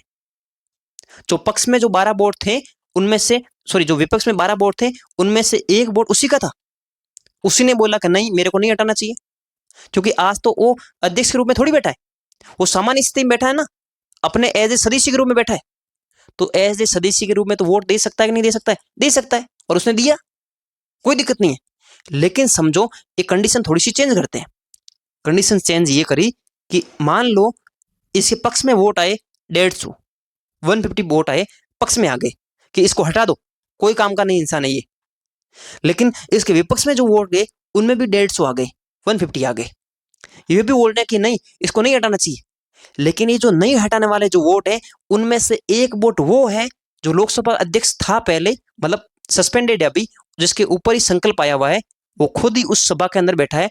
क्योंकि वो आज वोट दे सकता है इसलिए उसने भी एक वोट दिया, और उसका खुद का एक वोट शामिल है यहाँ पे, कि वो बोल रहा है कि नहीं मेरे को नहीं हटाना है, और 149 लोग अलग है, दूसरे लोग है, तो यदि वोटों की गिनती बराबर हो गई है उसको हटाने के दौरान, तो आज वो जो लोकसभा का अध्यक्ष है जिसको हटाने की बात हो रही है, वो आज के दिन बराबर की स्थिति में वोट नहीं देगा। एकदम उल्टा है ना। यहाँ पे तो क्या हो रहा था कि सामान्य कंडीशंस में तो नहीं देगा, पर जैसे ही वोट बराबर हो रहे हैं तो वो कास्टिंग रूप देगा। लेकिन जब उसको हटाने के ऊपर बात हो रही है, जब वो एज ए सदस्य के रूप में नीचे बैठा है और उसने वोट दिया है, सामान्य कंडीशन में वोट दे सकता है, और जब वो अध्यक्ष के पद पे रहता है तब वो सामान्य कंडीशन वोट नहीं दे सकता है। लेकिन आज चूंकि उनके ऊपर हटाने का बात हो रही है और यदि वो बराबर हो गए हैं, तो आज यदि उसने कास्टिंग वोट डाला हुआ है तो कास्टिंग वोट आज नहीं डाल सकता। कौन? कौन? जो हमेशा सदस्य के रूप में बैठता है, मतलब आज सदस्य के रूप में बैठा है, हमेशा अध्यक्ष के रूप में बैठता है। समझ आ गई बात? Very good. तो इतनी बात है। तो अब मेरे ख्याल से आपको समझ में आया होगा, और नहीं समझ आया तो फिर रट लो, और कुछ चारा नहीं है, है ना। मैं जानता हूँ थोड़ी सी आपको दिक्कत आ रही होगी कि सामने मेरा फोटो नहीं है, मेरी इमेज सामने होती ना, यहाँ मेरा एक छोटा सा क्लिप चल रहा होता वीडियो का, तो मेरा चेहरा सामने होता तो एक्सप्रेशन से आपको ज़्यादा चीज़ें समझ में आती, नहीं तो थोड़ी सी कम समझ में आती है। पर क्या करें, थोड़ी सी दिक्कतें हैं उस चीज़ की, तो उसको अभी तो कोई इलाज है नहीं। तब इसको वापस पढ़ते हैं, मेरे ख्याल से आपको समझ में आ जाएगा। क्या लिखा हुआ है कि जब, मैं वापस इसी हरे वाले को पढ़ रहा हूँ वापस, कि जब अध्यक्ष को हटाने के लिए संकल्प विचार के अधीन होता है तो अध्यक्ष पीठासीन अधिकारी नहीं होगा, पहली बात तो। दूसरी, किंतु उसे लोकसभा में बोलने का भी हक है, उसी कार्यवाही में भाग लेने का अधिकार भी है। ऐसी स्थिति में उसे मत देने का, वोट देने का भी अधिकार है। कब? जब तक वोट बराबर नहीं हुए तब तक। परंतु मतों के बराबर होने की दशा में यदि किसी भी वजह से वोट बराबर हो गए उसको हटाने के संकल्प के ऊपर, तो मत देने का अधिकार क्या है? नहीं है। सिंपल सी बात है भाई। वोट उसी को हटाने के लिए बात हो रही थी, उसने खुद नहीं वोट डाल दिया और उस वजह से वोट बराबर हो गए, तो उस वाला खुद का वोट हटा दो ना, बाहर कर दो ना, उसका वोट बाहर कर दो कि भाई इसका वोट मानो ही मत, क्योंकि इसकी गिरवी तो आया हुआ है, तो ये तो यही बोलेगा ना कि मेरे को मत हटाओ, तो इसका कम कर दो। जैसे उसको कम करोगे तो बराबर वाली इंडिशन खत्म हो जाएगी, और खत्म हो गई तो अगर मान लो पक्ष में है तो चला गया, नहीं विपक्ष में तो हट गया, बस सीधी बात है। यहाँ ये ध्यान देने की बात है कि जब लोकसभा विघटित होती है तो अध्यक्ष अपना पद नहीं छोड़ता है, वो नई लोकसभा की पहली बैठक तक पद धारण करता है। हाँ, ये भी बात है, आप ध्यान रख सकते हो इसको चाहो तो। लेकिन ऊपर वाली बात इंपॉर्टेंट है, नीचे वाली बात से प्रश्न एग्जाम में नहीं आएगा, इस बात से एग्जाम में प्रश्न आएगा। इसलिए इसको पहले तो आप ध्यान से याद करने के लिए समझ लो, इसको आप आराम से याद कर लीजिएगा। इसकी हर एक लाइन जो है स्टेटमेंट बन के आपके एग्जाम में आ सकती है, उल्टा डाल सकता है, ठीक है, बहुत कंफ्यूज कर सकता है, तो इसमें आप ध्यान रखिएगा। ओके, मैंने क्या बोला? उल्टा है, जस्ट उल्टा है, ठीक है। नहीं समझ आया ना तो आप कमेंट डाल देना, मैं कल क्लास में फिर से वापस समझा दूंगा। और फिर भी एक बार, मेरा कहने का मतलब ये कि आप एक बार पीछे करके इसको वीडियो को फिर से सुनिएगा, आपको समझ में आ जाएगा। नहीं समझ आए तो फिर मुझे बोलना, मैं वापस समझा दूंगा, ठीक है। तो ध्यान देने योग्य वाली बात यह है कि ये सिंपल से बता देता हूँ आप, कि मान लेते हैं लोकसभा विघटित हो गई है, लोकसभा का क्या हो गया? विघटन हो गया, लोकसभा विघटित हो गई है, विघटन हो गया। तो लोकसभा विघटन होते सभी सदस्यों की अपनी सदस्यता तो चली जाती है। क्यों भाई? लोकसभा नहीं रही तो फिर सदस्यता कैसी रही? नहीं रहेगी, सिंपल सी बात है, तो सदस्यता तो गायब हो गई। लेकिन जो लोकसभा के जो अध्यक्ष होते हैं, वो अध्यक्ष अपने पद पर तब तक रहते हैं, मतलब अपने पद तक नाम चलेगा, उसका नाम ही चलेगा। कब तक चलेगा? जब तक नई वाली लोकसभा आएगी और उसकी पहली बैठक होगी ना, तब तक रहेगा। पहली बैठक जब तक नहीं हो जाती, नई से लोकसभा चुन के वापिस आए, और जब तक पहली बैठक नहीं हो जाए तब तक उसका पद तो रहेगा, वो लोकसभा अध्यक्ष खुद ही रहेगा उसके ऊपर। इतनी सी बात है बस। क्या लिखा हुआ है कि ये ध्यान देने की बात है कि जब लोकसभा अध्यक्ष विघटित होती है, अध्यक्ष अपना पद नहीं छोड़ता है, वह नई लोकसभा की बैठक तक पद धारण करता है। सिंपल सी बात है, ये बस आराम से याद कर लीजिएगा। अब इसकी शक्तियां समझते हैं कि इसको क्या क्या पावर होती है, क्या क्या काम कर सकता है। इंपॉर्टेंट है एग्जाम के लिए, मेंस के लिए ज्यादा इंपॉर्टेंट है ये वाला जो पक्ष है ना, मेंस के लिए ज्यादा इंपॉर्टेंट है, उसको थोड़ा फोकस कीजिएगा। प्रीलिम्स के लिए इंपॉर्टेंट है, प्रीलिम्स के लिए मोर इंपॉर्टेंट है, प्रीलिम्स प्लस मेंस दोनों के लिए, ठीक है। क्या बोल रहा है कि अध्यक्ष लोकसभा व उनके प्रतिनिधियों का मुखिया होता है। आपको पता ही है कि भाई वो लोकसभा बैठा है ना, तो लोकसभा के अंदर जो उनके प्रतिनिधि है, जो भी सांसद है, उनका हेड ही तो है, तभी उसको चेयर कर रहा है। पीठासीन अधिकारी है ना वो, तो किसको बोलने देना है, किसको कितना टाइम देना है, वो तो इसका मतलब वो मुखिया है, सीधी बात है। वह सदस्यों की शक्ति का जो भी सदस्यों की शक्ति होती है, जैसे वहाँ पे बोलने का, वहाँ बात रखने का, बिल पर मत देने का, नहीं देने का, जो भी सदस्यों की शक्ति है, जो भी एमपीज की शक्ति है, उन शक्तियों का, और आपको मैंने पहले बताया होगा शायद कि लोकसभा के सांसदों का और राज्यसभा के सांसदों के बहुत सारे विशेष अधिकार होते हैं। बहुत सारे क्या होते हैं? विशेष अधिकार होते हैं। उनके बहुत सारे उनको विशेष अधिकार मिले होते हैं। उन विशेष अधिकारों का क्या करता है? वो ध्यान रखता है, उनका पेरेंटिंग करता है, उनका अभिभावक होता है। अभिभावक का मतलब जो उनका ध्यान रखे, उनके विशेष अधिकारों को केयर करे, उनके कोई विशेष अधिकार का यदि उल्लंघन हो रहा है तो लोकसभा अध्यक्ष उसके ऊपर एक्शन ले। मान लो किसी भी सांसद का एक विशेष अधिकार है कि वो संसद के अंदर कुछ भी बोल सकता है, लेकिन कोई मान लो ऐसे लोग आए और किसी सांसद को क्या करा, बोलने से रोका गया, उसको उस दिन उसके अंदर आना ही नहीं दिया, या आया तो उसको अंदर ही उसका मुंह बांध दिया कि बोलने नहीं देंगे आज, तो फिर उसको बोलने का तो विशेष अधिकार है ना वहां पे। तो उस कंडीशन में लोकसभा का अध्यक्ष जो है वो उसको है जो क्या देगा, उसको है जो अभिभावक पेरेंटिंग करके, और उसको है जो वहां पे रिलीफ दिलाएगा, उसको वहां पे है जो जो भी उसके विरोध में थे उनके ऊपर एक्शन लेगा। यही बात समझ में आ गई? तो आपको एग्जाम में प्रश्न आ सकता है कि मतलब लोकसभा के सदस्यों की शक्ति या उनके सदस्यों के विशेष अधिकार का अभिभावक कौन होता है? कौन होते हैं? लोकसभा के अध्यक्ष होते हैं। समझ आ गई बात? Very good. तो ये वाला बात भी ध्यान रखनी है आपको, इंपॉर्टेंट है। वह सदन का मुख्य एवं प्रवक्ता होता है। एक बात और समझ आता हूँ, वो सदन का क्या होता है? मुखिया होता है। क्या होता है? हेड होता है, मुखिया होता है, और मुख्य प्रवक्ता भी होता है। क्या होता है? प्रवक्ता होता है। इसका मतलब लोकसभा के बारे में कोई बात करनी है, कोई मंच के ऊपर बात करनी, मंच संचालन करना है लोकसभा के लिए, तो वहां पे हेड कौन रहेगा? लोकसभा के अध्यक्ष ही रहेंगे ना, वो तो उसके हेड वही है। ठीक है। और आपको पता है एक विश्व लेवल पर, पूरे विश्व लेवल पर एक संसदीय बैठक होती है, एक संसदीय सम्मेलन होते हैं, 3-4 दिन तक चलता है वो। पूरे विश्व के जितने भी देश है, उन सभी देशों के सभी संसद के मुख्य अध्यक्ष वहां पे आते हैं, और अध्यक्ष आते हैं, उनके बीच में सबके एक लंबी बात होती है, और वो कैसे अपने पूरी विश्व की डेमोक्रेसी से उनको कैसे बचा के रखनी है, देश को कैसे मतलब दुनिया के देशों को कैसे आगे लेके चले, उसके ऊपर विस्तार से एक बात होती है, कैसे नियम बनाने चाहिए, कैसे कानून होना चाहिए, कैसे कानून पर काम होना चाहिए, इसको विस्तार से बात होती है। तो भारत से भी मुझे बता, कोई व्यक्ति जाएगा ना वहां पे अध्यक्षता करने के लिए? बिल्कुल जाएगा। कौन जाएगा? भारत के लोकसभा का अध्यक्ष जाएगा। इसीलिए बोला कि वो प्रवक्ता भी होता है। ठीक है। तो यही बात यहाँ पे लिखी हुई है कि वह सदन का क्या होता है? प्रवक्ता भी होता है, और सभी संसदीय मामलों में उनका निर्णय अंतिम होता है। संसद को लेके, मान लो संसदीय मसलों का मतलब यहाँ पे है कि उस, ये सदनी मसला लिखना होना चाहिए था, संसदीय गलत लिख दिया। एक्चुअली जैसे मान लो लोकसभा के अंदर कुछ भी हो रहा है, लोकसभा के अंदर कुछ भी हो रहा है, मान लो कुछ सांसदों को है जो सस्पेंड कर दिया, कुछ सांसदों को उस दिन एंट्री नहीं दी, किस व्यक्ति को एंट्री देनी है, किसको नहीं देनी है, ये सब के सब निर्णय जो है, अंतिम निर्णय किसके होते हैं? लोकसभा अध्यक्ष के खुद के होते हैं। किस व्यक्ति को कितने टाइम तक बोलना है, क्या बोलना है, कौन सा बिल वहां पे एक्सेप्ट होगा, कौन सा नहीं होगा, सब कुछ किसके हाथ में? लोकसभा के अध्यक्ष के हाथ में, और वही उसका अंतिम निर्णय। मैं सिर्फ लोकसभा बात कर रहा हूँ, राज्यसभा में लोकसभा का अध्यक्ष का कोई हाथ नहीं है, वहां पे राज्यसभा का अपने सब सभापति के हाथ में है सारी चीजें। ठीक है। Very good. अतः वह लोकसभा का पीठासीन अधिकारी हो ही नहीं, बल्कि कुछ इससे अधिक भी है। वो सही बात हो गई ना भाई, उसको निर्णय करना है, उसको संसदीय इंटरनेशनल लेवल पे बोलने जाना है। अब मान लो अपनी भारत की संसद की तरफ से, मैं अब संसद नाम ले रहा हूँ, अब लोकसभा नहीं ले रहा हूँ, मैं क्या बोल रहा हूँ, भारत की संसद को रिप्रेजेंट करने के लिए भारत से एक व्यक्ति को अंतर्राष्ट्रीय सम्मेलन में भेजना है, तो कौन जाएगा? लोकसभा के अध्यक्ष जाएंगे। राज्यसभा के सभापति नहीं जाएंगे। कौन जाएंगे? लोकसभा के अध्यक्ष जाएंगे। क्यों जाएंगे? क्योंकि लोकसभा जनता के द्वारा चुनी हुई है, और जनता के द्वारा चुनी हुई सभा के अध्यक्ष है कौन? है लोकसभा के अध्यक्ष। इसलिए लोकसभा के अध्यक्ष जाते हैं पूरी संसद की तरफ से। समझ आ गई बात? तो अतः लिखा हुआ है इस पर अध्यक्ष के पास असीम, असीम का जिसकी कोई सीमा ही नहीं, बहुत सारी अनेक महत्वपूर्ण जिम्मेदारियां होती हैं। अतः वह सदन के अंदर समान, उच्च प्रतिष्ठा एवं सर्वोच्च अधिकार का उपयोग करता है।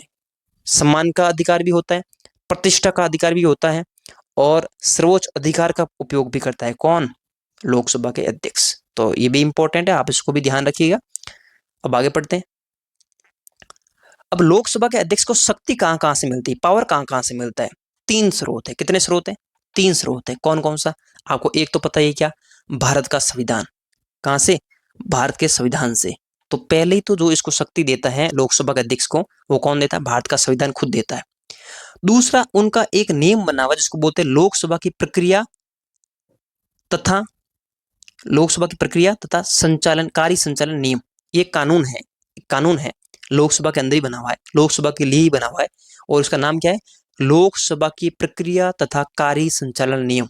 कहने का मतलब इसके नाम से स्पष्ट हो रहा है कि लोकसभा कैसे काम करेगी, क्या प्रोसेस रहेगा, तथा लोकसभा के अंदर जो भी कार्य होंगे उनका संचालन कैसे होगा, उनके लिए बहुत सारे नियम लिखे हुए हैं। एक नियमों की पोथी है, एक नियमों का एक संकलन है, उसको वहां से भी पावर मिलती है। लोकसभा के जो अध्यक्ष होते हैं उनको इस कानून से, कानून का नाम क्या है? लोकसभा की प्रक्रिया तथा कार्य संचालन नियम।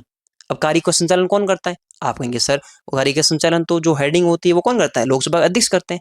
तो उन लोकसभा के जब अध्यक्ष करते हैं तो लोकसभा को अध्यक्ष को बहुत सारी यहाँ पे पावर भी दी होगी ना, तो उन्हीं पावर की तो बात कर रहे हैं। और तीसरा होता है संसदीय परंपराओं से। कहां से?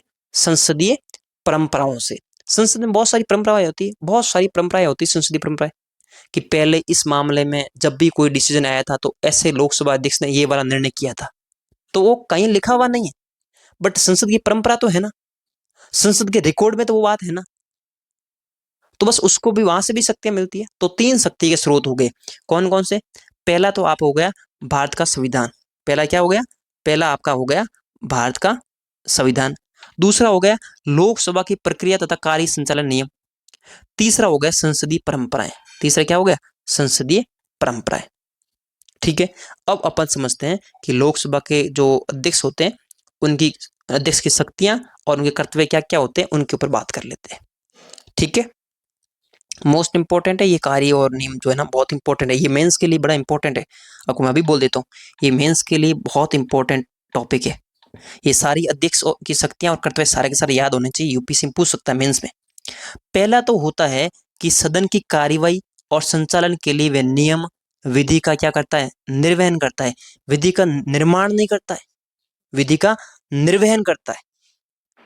कि लोकसभा के सदन जो होगा लोकसभा का, उस सदन की कार्यवाही कैसे चलेगी, कैसे उसका संचालन होगा, उनके नियमों को और उनके जो कानून बने हुए उन कानून का निर्वहन करता है, मतलब उसको लागू करता है वहां पे। ठीक है, और ये उसका प्राथमिक कार्य है। प्राथमिक उसका पहला काम तो ये है ना भाई, लोकसभा के अध्यक्ष को पहला काम क्या है? अगर एक काम बोलना चाहे तो क्या है? आप कहेंगे सर लोकसभा के सदन जो है उसकी कार्यवाही को, उसके संचालन को एक नियमों के अनुसार, उनको विधि के अनुसार क्रियान्वित करना, यही कानून है। बिल्कुल ठीक है, यही है। और क्या है? ये उसका प्राथमिक कार्य है। उसका निर्णय अंतिम होता है। लोकसभा के अंदर कौन सा डिसीजन क्यों लिया गया, कैसे लिया गया, इस सब में अंतिम शक्ति किसकी होती है? लोकसभा के अध्यक्ष की होती है। ये बात ध्यान रखिएगा। तो पहला काम तो इनका ये हो गया। दूसरा काम क्या है? सदन के भीतर वे भारत के संविधान, देखो सदन के बाहर नहीं, ध्यान से समझना, सदन के बाहर नहीं, सदन के बाहर यदि बोले तो भारत के संविधान के व्याख्याकार कौन होते हैं, निर्वक्ता कौन होते हैं? तो हम कहेंगे भारत का मुख्य न्यायाधीश, भारत का सर्वोच्च न्यायालय। सदन के बाहर, संसद के बाहर यदि पूछें कि भारत के संविधान के निर्वचनकर्ता कौन होते हैं, तो हम कहेंगे कि सर्वोच्च न्यायालय होता है। लेकिन यदि संसद के भीतर पूछे कि भारत के संविधान के अंतिम व्याख्याकार कौन होते हैं, तो लोकसभा के अध्यक्ष होते हैं। समझ आ गई बात? ओके। फिर लोकसभा की प्रक्रिया तथा उनका जो कार्य संचालन नियम है, और जितने भी आज तक संसदीय पूर्व उदाहरण हैं, उन सब का अंतिम व्याख्याकार कौन होता है? लोकसभा के अध्यक्ष होते हैं। ये ध्यान रखना, ये बहुत इंपॉर्टेंट है। लेकिन ध्यान रखना किसके? संसद के भीतर। ये भीतर शब्द बड़ा इंपॉर्टेंट है, क्योंकि जैसे ही लिखा संसद के बाहर, सदन के बाहर बोला, तो फिर भारत के संविधान के सदन के बाहर जो निर्वाचन करता लोकसभा का अध्यक्ष नहीं है, कौन है? सर्वोच्च न्यायालय। लोकसभा की प्रक्रिया तथा कार्य संचालन नियम, इसका अंतिम व्याख्याकार कौन है संसद के अंदर? लोकसभा के अध्यक्ष है। और संसदीय जो पूर्व उदाहरण है उनका भी अंतिम व्याख्याकार कौन है? लोकसभा के अध्यक्ष है। ठीक, अगला अगला क्या है? इन दोनों से प्रीलिम्स के प्रश्न पूछ सकते हैं। अगला है कि अध्यक्ष का ये कर्तव्य है, ये बहुत इंपॉर्टेंट बात भाई। अध्यक्ष का ये कर्तव्य होता है। देखो बात समझो, मुझे बताओ कभी कभी आपने कोचिंग में ऐसा हुआ ना कि कोचिंग आप गए और नॉर्मली कोचिंग के अंदर 500 बच्चे आते हैं, लेकिन उस दिन कोचिंग के अंदर 30 ही बच्चे आए। कोई ऐसा कोई मान लेते फंक्शन था या कुछ इलेक्शन वगैरह था, जो भी हुआ 30 ही बच्चे उस दिन आए। तो मुझे बताओ उस दिन क्या अपनी कोचिंग क्लास होती है? आप कहेंगे सर उस दिन कोचिंग क्लास नहीं होती, छुट्टी हो जाती है। क्या सर? कोई बात नहीं, बच्चे बहुत कम आए तो छुट्टी कर देते हैं। ऐसा होता है ना? बिल्कुल होता है। अब जब अपने छोटे लेवल पे इतनी बात हो सकती है, तो मान लेते हैं किसी दिन लोकसभा के अध्यक्ष की कार्यवाही मतलब बैठक चल रही थी, और उस दिन बैठक में देखा गया कि बैठक में बच्चे बहुत मतलब वो बच्चे कह रहे हो यहाँ पे मान लो सांसद बहुत ही कम आए, बहुत ही कम आए, मिनिमम भी नहीं आए। और मिनिमम कितने? मिनिमम इतने सदस्य, ध्यान सुनना, कम से कम वो सदस्य जिनसे सदन का काम आरंभ किया जा सकता है, उसको बोलते हैं कोरम। क्या बोलते हैं? कोरम। या हिंदी में बोलते हैं गणपूर्ति। क्या बोलते हैं? गणपूर्ति। क्या बोलते हैं? गणपूर्ति। कि कम से कम वो सदस्य जिनके बिना, उनकी इतनी संख्या के बिना सदन की कार्यवाही शुरू नहीं होगी, उनको बोलते हैं गणपूर्ति या कोरम। अब ये कोरम होता कितना है? तो ये कोरम होता है 1/10। कितना? 1/10। किसका? लोकसभा की कुल सदस्य संख्या का। लोकसभा की जो टोटल सदस्य संख्या है, लोकसभा में टोटल सदस्य कितने होते हैं? तो आप कहेंगे सर 550। आज के दिन कितने? 550। कोई 545 भी मान सकते हैं क्योंकि वो उपस्थित नहीं रहते 543। तो जितने भी कुल सदस्य है उनके 1/10। अब मान लेता हूं कि 550 सदस्य है। अब 550 के 1/10 सदस्य यानी कम से कम 55 सदस्य। कितने? कम से कम 55 सदस्य, 55 मेंबर कम से कम उस सदन के अंदर आने ही चाहिए। यदि इनसे कम सदस्य हैं तो उस दिन लोकसभा की कार्यवाही को लोकसभा के अध्यक्ष स्थगित कर सकते हैं, मना कर सकते हैं कि आज के दिन कोई कार्यवाही नहीं होगी, क्योंकि गणपूर्ति पूरी नहीं हुई है, कोरम पूरा नहीं हुआ। तो यहां से प्रीलिम्स में प्रश्न पूछा जा सकता है, मेरे ख्याल से पूछा हुआ भी है कि लोकसभा के गणपूर्ति कितनी होती है, कोरम कितना होता है?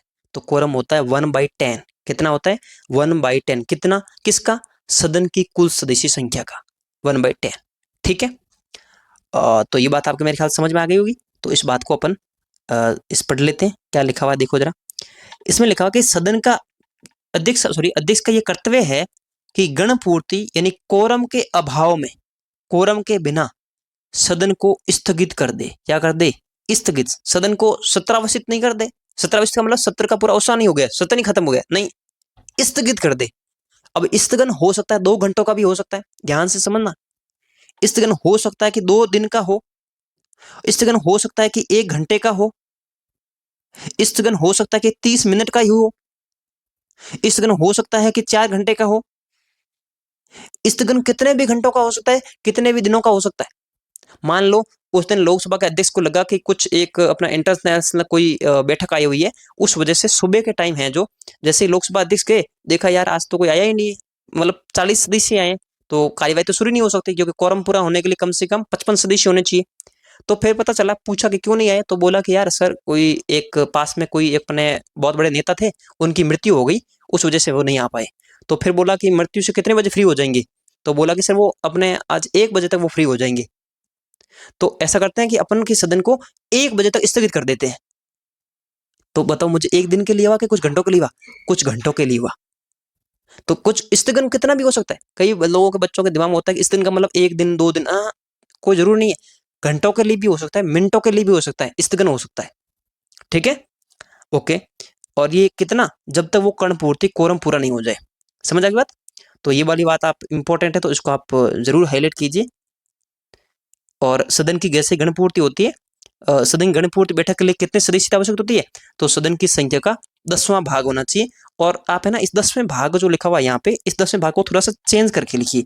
और क्या हो रहा है ये, इसको थोड़ा सा आप चेंज करके लिखिए। यहाँ पे सीधा लिखा हुआ 10वां भाग, आप वहां पे लिखिए 1/10। 1/10। अच्छा, कल को एग्जाम में ऐसा आ जाए कि लोकसभा के कार्यवाही को शुरू करने के लिए न्यूनतम गणपूर्ति 10% होना आवश्यक है, तो मुझे बताओ ये कथन सत्य है कि गलत है? आप कहेंगे सर असत्य है। असत्य नहीं है, सत्य है, क्योंकि 10% का मतलब भी क्या होता है? 1/10 ही होता है। 1/10 जैसे को 10%, प्रतिशत का मतलब बट्टे में 100, 0 से 0 कैंसिल हो, कितना आया 1/10 ही तो आया। तो भले 10% लिखे, चाहे 1/10 लिखे, चाहे 10वां हिस्सा लिखे, कुछ भी लिखे, कितना आएगा, गणपूर्ति आएगी। लेकिन शब्द ये वाला इंपॉर्टेंट नहीं है जो ध्यान रखने वाला है। ध्यान रखने वाला जो शब्द है वो यहां से देखिए, ये इंपॉर्टेंट है जो मैं बता रहा हूं। कौन सा? सदन की संख्या का, सदन की संख्या का 10वां भाग। हो सकता है वहां पे डाल दे एग्जाम में रहना कि कहां पे कैसे चूक करेगा आप समझ नहीं पाओगे। इसीलिए बोलता हूं ध्यान से एक एक शब्द को इत्मीनान से समझ समझ के पॉइंट पॉइंट करके समझिए, तब वो समझ में आएगी। हो सकता है वो ये डाल दे कि उपस्थित संख्या का, सदन में उपस्थित संख्या का 10वां भाग होना चाहिए, कोरम। हाँ, उपस्थित का थोड़ी होना चाहिए, किसका? टोटल का, सदन की कुल टोटल का। ऐसा भी डाल सकता है कि संसद की कुल संख्या का 1/10 होना चाहिए, तो भी गलत है। संसद का थोड़ी होना चाहिए, संसद का नहीं, सदन का। किसका? सदन का। संसद के तो बहुत ज्यादा हो जाएंगे। संसद का मतलब राज्यसभा के भी साथ में और लोकसभा के भी साथ में। फिर 250 और 550, ये तो 800 हो गई। 800 का थोड़ी चाहिए, किसको चाहिए? लोकसभा है तो 550 का चाहिए, और राज्यसभा है तो 250 का चाहिए। इसका मतलब राज्यसभा में कितना चाहिए? तो राज्यसभा में कहेंगे कुल सदस्य संख्या कितनी है, तो 250 है। अब 250 का 10% कितना होता है, तो हम कहेंगे 250 का 10% 25 होता है। इसका मतलब राज्यसभा में यदि आपको कार्यवाही शुरू करनी है तो कम से कम 25 सदस्य होना चाहिए। कोरम कितना होना चाहिए? 25 सदस्य। यदि 25 सदस्य पूरे हैं तो राज्यसभा का काम है जो शुरू हो सकता है। ठीक है, बात समझ आ गई। और वहां पे कोरम का कौन ध्यान रखेगा? राज्यसभा के सभापति ध्यान रखेंगे। बात समझ आ गई, वेरी गुड। तो मैं जो बोलता हूँ ना छोटे छोटे शब्द, अभी तो आपको लग रहे हैं कि क्या बच्चों की तरह समझा रहा है। एग्जाम में जब प्रश्न ऊपर पड़ेंगे ना सर के ऊपर, तब पता चलेगा कि कैसे हवा निकलती है। ये ऐसे ही छोटे छोटे, यूपीएससी को पता है कि ऐसे बच्चे जो होते हैं, मतलब बड़ी बातें सब पढ़ लेते हैं, छोटी बातों पे ध्यान नहीं देते हैं, इसी वजह से आज से पेपर फिसल जाता है।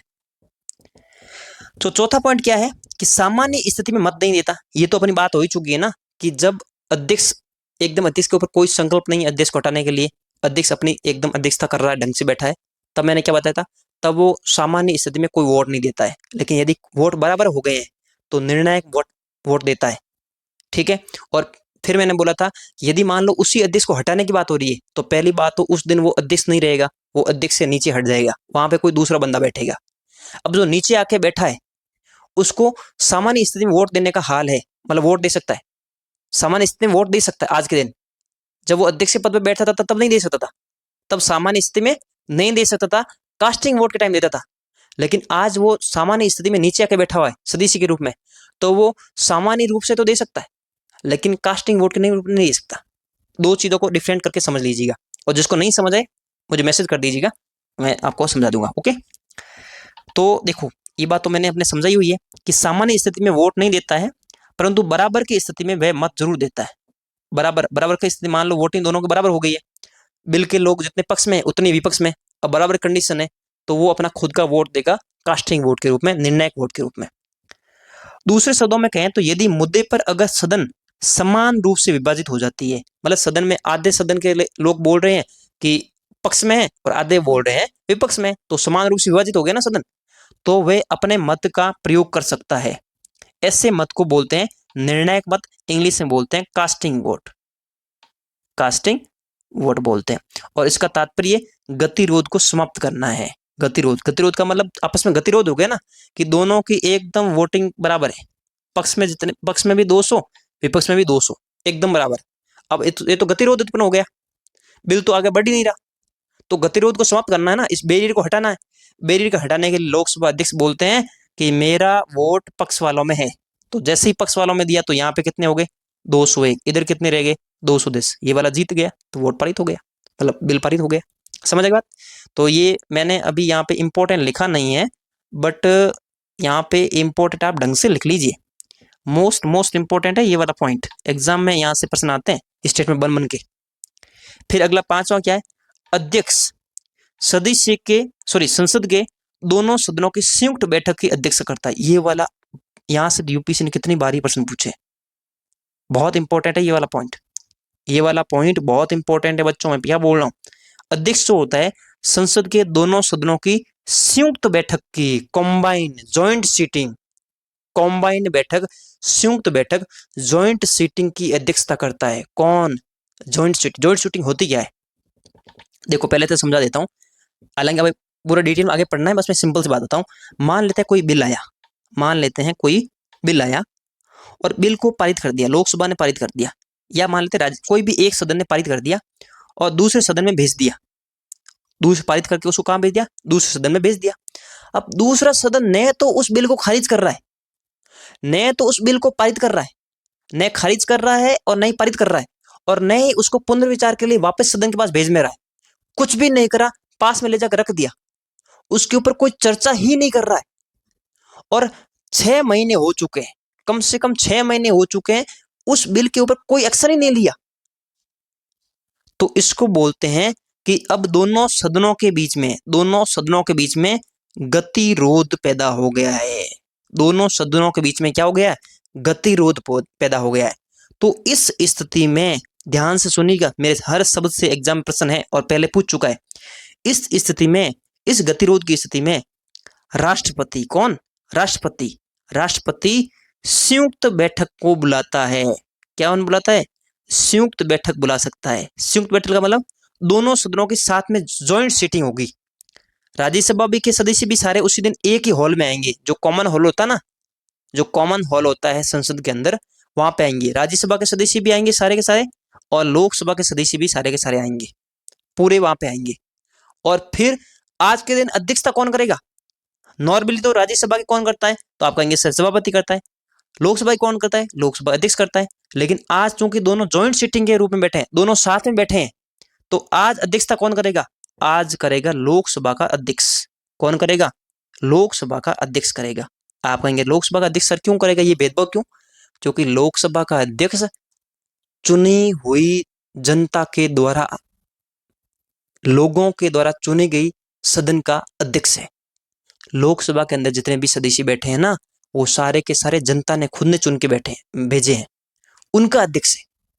और जो राज्यसभा का जो सभापति है, राज्यसभा के सभापति को क्या लोगों ने चुन के भेजा है? हाँ, राज्यसभा का सभापति तो उपराष्ट्रपति होता ना, और उपराष्ट्रपति का चुनाव किसने दिया? वो तो लोकसभा के और राज्यसभा के सदस्यों ने किया है, वो तो इनडायरेक्ट वोटिंग से जीता हुआ है। और मजे की बात यह है कि राज्यसभा का सभापति, ध्यान से सुनना इस शब्द को, राज्यसभा का सभापति संसद का सदस्य ही नहीं होता है। क्या, कैसा लगा सुन के? बहुत अच्छा लगा ना? राज्यसभा का सभापति संसद का सदस्य ही नहीं होता है। क्या बात है, क्या सुनने को मिला? बहुत अच्छी बात है, कितनी मजे की बात है। राज्यसभा का सभापति संसद का सदस्य ही नहीं होता है। तो एक ऐसा व्यक्ति जो संसद का सदस्य नहीं है और वो अध्यक्षता करने लग जाए उन लोगों का, जिनको जनता के द्वारा चुनकर, सीधे जनता के द्वारा चुनकर लोकसभा के अंदर भेजा है, राज्यसभा के अंदर भेजा है, सबको जनता ने खुद ने डायरेक्ट रूप से भेजा हुआ है, उनकी अध्यक्षता एक ऐसा व्यक्ति करेगा जिनकी खुद की संसद के अंदर कोई सदस्यता ही नहीं है। ये कैसे संभव है? इसीलिए जब भी ज्वाइंट सीटिंग होती है तो कभी भी राज्यसभा के सभापति वोट वहां पे अध्यक्षता नहीं कर सकते। क्यों नहीं कर सकते? क्योंकि लोकसभा के सदस्य भी वहां बैठे रहते हैं, और लोकसभा के सदस्य जनता ने सीधे चुन के भेजे हैं, और जनता को सीधे चुने हुए लोगों को, लोगों की अध्यक्षता को कभी भी एक ऐसे सदस्य नहीं कर सकता जिसकी सदन में सदस्यता ही नहीं है, जिनको जनता ने सीधा चुन के भेजा ही नहीं है, वो कभी भी नहीं कर सकता। इसीलिए यदि लोकसभा का अध्यक्ष उपस्थित है तो लोकसभा का अध्यक्ष है जो वहां की सभी अध्यक्षता करेगा। यदि मान लेते किसी भी वजह से ज्वाइंट सीटिंग जिस दिन होनी है उस दिन लोकसभा का अध्यक्ष नहीं है, किसी वजह से स्वास्थ्य खराब है, तो अब तो राज्यसभा के सभापति कर सकते हैं ना? नहीं, अब भी राज्यसभा का सभापति नहीं करेंगे, तो कौन करेंगे? तो करेंगे लोकसभा के उपाध्यक्ष। अगर मान लो अध्यक्ष नहीं आया हुआ है तो लोकसभा के उपाध्यक्ष करेंगे। अब मान लेते हैं लोकसभा का उपाध्यक्ष भी नहीं है, तो कौन करेगा? हाँ, अब राज्यसभा का सभापति कर लेगा, है ना? नहीं, अब भी नहीं करेगा, अब करेगा राज्यसभा का उपसभापति, क्योंकि राज्यसभा का उपसभापति राज्यसभा का सदस्य होता है, संसद का सदस्य होता है, भले वो इनडायरेक्ट चुन के आया हो, पर आया तो है ना चुन के। मैंने क्या बोला? जो सभापति होता है वो तो संसद का सदस्य ही नहीं होता है। इसका मतलब कभी भी never never and never joint sitting की अध्यक्षता चाहे कैसी भी कंडीशंस हो जाए, कभी भी राज्यसभा के सभापति उसकी अध्यक्षता नहीं कर सकते। समझ में आ गई बात? बहुत इंपॉर्टेंट, हर जगह गूगल है। और संयुक्त बैठक यूपीएससी का एकदम फेवरेट जोन है, क्योंकि वहां पर कंफ्यूजन ही कंफ्यूजन है, सॉल्यूशन का नाम नहीं। ठीक है, पर सॉल्यूशन का नाम अपने पास में है, बस सुनते रहिएगा। थोड़ी धीरे चल सकती क्लास है, बट जब सुनोगे ना, ईमानदारी से बोल रहा हूँ, पूरी पॉलिटी पढ़ लेना, और एग्जाम जिस दिन जाओगे ना प्रीलिम्स का देने, एकदम मौज ही मौज आ जाएगी। पूरे प्रश्न देख के लगेगा यार ये तो क्या यूपीएससी क्या बोल रही है, तो सारे प्रश्न हमें पहले से ही पता है कि ऐसे ही तुम पूछ सकते हो। तो देखिएगा इसका राज। अभी तो आपको शायद बोरिंग लग रहा होगा, तो यहाँ पे लिखा हुआ भी है कि दोनों सदनों के बीच में विधेयक पर यदि गतिरोध है, किसके बीच में? दोनों सदनों के बीच में, मतलब राज्यसभा के और लोकसभा के बीच में विधेयक पर यदि गतिरोध है, तो उस गतिरोध को समाप्त करने के लिए कौन बुलाते हैं? राष्ट्रपति। कौन? राष्ट्रपति। कौन? राष्ट्रपति। क्या बुलाते हैं? संयुक्त बैठक बुला सकते हैं। संयुक्त बैठक कब आ सकती है, कौन बुलाएगा, कितने टाइम तक बुलाएगा, कब कौन सा बिल वहां पे हट जाएगा, क्या है, सब कुछ ईच एंड एवरीथिंग अपन संयुक्त बैठक वाले टॉपिक में पढ़ेंगे। अभी सिर्फ अध्यक्ष की पावर आ रही है, तो उसमें एक नाम आ गया, इसलिए मैंने थोड़ा एक्सप्लेन कर दिया। ठीक है, आगे समझते हैं। सदन के नेता के आग्रह पर, अब देखो एक और वर्ड आ गया, सदन का नेता। आगे समझेंगे, एक हेडिंग है आगे, उसमें पढ़ेंगे, पर अभी आप इतना समझो कि सदन का नेता कौन होता है। तो लोकसभा के अंदर सामान्यतः बल हमेशा नहीं, जनरली लोकसभा के अंदर प्रधानमंत्री जो होते हैं ना, प्रधानमंत्री लोकसभा के अंदर सदन के नेता होते हैं। सामान्यतः बोल रहा हूं, हमेशा नहीं। सामान्यतः लोकसभा के अंदर सदन के नेता कौन होते हैं? प्रधानमंत्री होते हैं। और राज्यसभा में कौन होते हैं? राज्यसभा में वो व्यक्ति होता है जिसको प्रधानमंत्री ने चुन लिया हो कि ये व्यक्ति जो है वो राज्यसभा का नेता रहेगा, सदन का नेता रहेगा, और चुन लेते हैं। अब कई बच्चे सोचते होंगे सदन का नेता का मतलब लोकसभा का अध्यक्ष। हाँ हाँ, सदन का नेता मतलब प्रधानमंत्री। ठीक है, और सामान्यतः जनरली वो होते हैं। जनरली का मतलब क्या है, तो सदन वाले टॉपिक में बता दूंगा वहां पे। ठीक है, तो यदि सदन के नेता आग्रह करे, आग्रह मतलब रिक्वेस्ट करे, तो एक गुप्त बैठक भी बुला सकता है। गुप्त बैठक, सीक्रेट मीटिंग। किसकी? सदन की, लोकसभा की सीक्रेट मीटिंग बुला सकता है। कब बुलाएगा? अपनी मर्जी से। हाँ, तो राष्ट्रपति के कहने से नहीं, किसके कहने से? सदन के नेता के कहने से, प्रधानमंत्री के कहने से, है ना। लेकिन वहां पे नाम बोल दे कि प्रधानमंत्री कहने से, एग्जाम में बोल देगा कि प्रधानमंत्री के आग्रह पर लोकसभा का अध्यक्ष लोकसभा के सदस्यों की गुप्त बैठक बुला सकता है। स्टेटमेंट बिल्कुल गलत है। क्यों? आप कहोगे सर प्रधानमंत्री आपने तो बोला। मैंने कब बोला? मैंने तो बोला सदन का नेता। सदन का नेता मैंने क्या बोला? जनरली सामान्यतः प्रधानमंत्री होते हैं लोकसभा के अंदर। नहीं भी हो सकते ना, नहीं भी हो सकते। वहां पे हो सकता है कि प्रधानमंत्री लोकसभा से है ही नहीं, पर इंदिरा गांधी की तरह, मनमोहन सिंह की तरह। मनमोहन सिंह कहां से थे? लोकसभा से थे? नहीं, कहां से थे? राज्यसभा से थे। तो उन्होंने फिर सदन का नेता कौन सा लोकसभा के अंदर? प्रधानमंत्री ने, मतलब मनमोहन सिंह ने खुद ने एक व्यक्ति को अपॉइंट किया था अपनी तरफ से, एक बोल दिया था कि ये वाला जो सदन का सदस्य है वो मेरी तरफ से सदन का नेता है। तो फिर वो व्यक्ति उसके कहने पे करेंगे ना। तो सदन का नेता कोई फिक्स थोड़ी होता है। प्रधानमंत्री कैसे कह सकते हो आप? नहीं कह सकते हो। इसीलिए नाम क्या होना चाहिए? सदन का नेता ही नाम होना चाहिए। समझ आई बात? तो सदन के नेता के आग्रह पर एक सीक्रेट ज्वाइंट सीटिंग बुला, मतलब सीक्रेट बैठक बुला सकता है, ज्वाइंट नहीं, सीक्रेट बैठक बुला सकता है। कौन बुलाएगा? लोकसभा अध्यक्ष बुलाएंगे। जब जब वो सीक्रेट मीटिंग चल रही होती है, सीक्रेट मीटिंग यानी जो गुप्त बैठक जब चल रही होती है, तो किसी अनजान व्यक्ति को चैम्बर या गैलरी में जाने की अनुमति नहीं होती है। जहां पे सदन का हॉल होता है वहां पर किसी को भी जाने की अनुमति नहीं होती, क्योंकि सीक्रेट मीटिंग चल रही है। इसका मतलब कोई ऐसी बात पे वहां पे चर्चा हो रही है जो देश के लिए बहुत महत्वपूर्ण है, उसकी जानकारी लीक नहीं होनी चाहिए। हालांकि लीक शब्द से पहले तो वो खुद ही करते हैं सदन के नेता ही, है ना। वो सच है, इसमें क्या है, इसमें कोई वो सीक्रेट वाली नहीं। लेकिन यदि अध्यक्ष ने किसी व्यक्ति को अनुमति दी हुई है तो उनको आने दे सकते हैं, अनुमति के बिना नहीं आ सकता। ये तो एकदम कॉमन सी बात हो गई। बस ये पहली लाइन जो है ना, ये इंपॉर्टेंट है, यहाँ से एग्जाम में हो सकता है पॉइंट बन जाए कोई, और बाकी वाले नीचे वाले लाइन से नहीं बनने की संभावना है।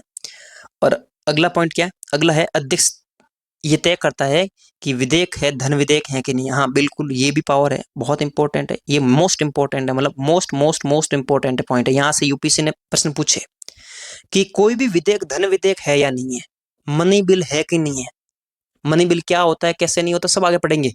पर कोई विधेयक मनी बिल है या नहीं है, इसको डिसाइड करने का सिर्फ एक ही व्यक्ति को पावर है, और वो है लोकसभा के अध्यक्ष। लोकसभा अध्यक्ष ने बोल दिया कि मनी पावर है, फिर है, और उनका निर्णय अंतिम है। तो इसको ध्यान रख लेना। लोकसभा के अध्यक्ष ने बोल दिया कि ये क्या है, धन विधेयक है, मतलब धन विधेयक ही है, और उनका निर्णय क्या होता है, अंतिम होता है। राज्यसभा में सिर्फ, आपको पता होगा शायद कि मैं अभी एक, क्योंकि यहाँ पे वो मूल अपना जो टॉपिक धन विधेयक नहीं है, इसलिए मैं ब्रीफ में बात करूंगा कि आपको पता होगा शायद कि धन विधेयक जो होता है उसके ऊपर लोकसभा को ही बहुत ज्यादा पावर होती है, क्योंकि जो पैसा है वो लोकसभा का है, राज्यसभा का नहीं है। लोगों का पैसा है ना, और लोग कहाँ बैठे, राज्यसभा, लोकसभा में बैठे, राज्यसभा में नहीं बैठे। राज्यसभा में तो राज्य बैठे। तो लोकसभा में, राज्यसभा में सिर्फ और सिर्फ सिफारिश के लिए जाता है। राज्यसभा न तो उसके ऊपर वोटिंग कर सकती है, और न उसके अंदर कुछ संशोधन कर सकती है, कुछ भी नहीं कर सकती। वो सिर्फ सिफारिश के लिए जाता है। पारित करा तो ठीक है, ना करता भी ठीक है, 10-14 दिन का टाइम होता है, नहीं तो वो पारित मान लिया जाता है। तो धन विधेयक के ऊपर राज्यसभा को ज्यादा खास पावर नहीं है, तो उसकी सिफारिश के लिए जाता है। और या फिर राष्ट्रपति की सहमति के लिए, आपको पता होगा कि धन विधेयक जो होता है, मनी बिल जो होता है, उसके ऊपर राष्ट्रपति की पूर्व अनुमति होती है। राष्ट्रपति को पहले से अनुमति देनी पड़ती है। ऐसा नहीं कि धन विधेयक को पहले लोकसभा पारित करेगी, फिर राज्यसभा उसको सिफारिश करेगी, फिर राष्ट्रपति के पास जाएगा और राष्ट्रपति साइन करेंगे, अनुमति देंगे, ऐसा कुछ नहीं होता है। राष्ट्रपति को पहले से पूर्व अनुमति ले लेते हैं धन विधेयक पर। ठीक है, तो वो बात समझ लीजिए राष्ट्रपति की। अब क्यों लेते हैं पूर्व अनुमति, ये मैं आगे डिटेल में जब धन विधेयक समझाएंगे तो पूरा समझा दूंगा, क्यों पूर्व अनुमति लेते हैं, कहाँ पे जरूरत पड़ गई, वो सब बातें हो जाएगी। तो अभी ऐसा समझ लीजिए कि कोई भी धन विधेयक है, उसके ऊपर राष्ट्रपति की सिफारिश, मतलब पूर्व अनुमति लेनी है कि नहीं लेनी है, राज्यसभा के सिफारिश के लिए भेजना है। ये इसके लिए सभी जो भेजने वाले जो भी बिल होते हैं ना, इन बिल के ऊपर, अब मान लो मनी बिल है, तो मनी बिल के ऊपर ये साइन किया होना चाहिए, मार्क बिल किया होना चाहिए, किसके द्वारा, लोकसभा के अध्यक्ष के द्वारा ये मार्क किया होना चाहिए कि मनी बिल है। मनी बिल का ऊपर मार्क क्या होना चाहिए कि ये धन विधेयक है, और कौन करेगा, लोकसभा के अध्यक्ष करेंगे। तो ये बात बोल रहा है कि राज्यसभा में सिफारिश या राष्ट्रपति की सहमति के लिए भेजा जाने वाला विधेयक अध्यक्ष द्वारा सत्यापित होता है कि वे धन विधेयक है। किसके द्वारा सत्यापित होता है, अध्यक्ष के द्वारा। अध्यक्ष खुद उसके नीचे साइन कर दे कि this is the money bill, और जैसे मनी बिल उसने लिख दिया तो राज्यसभा की सारी पावर वहां से गायब।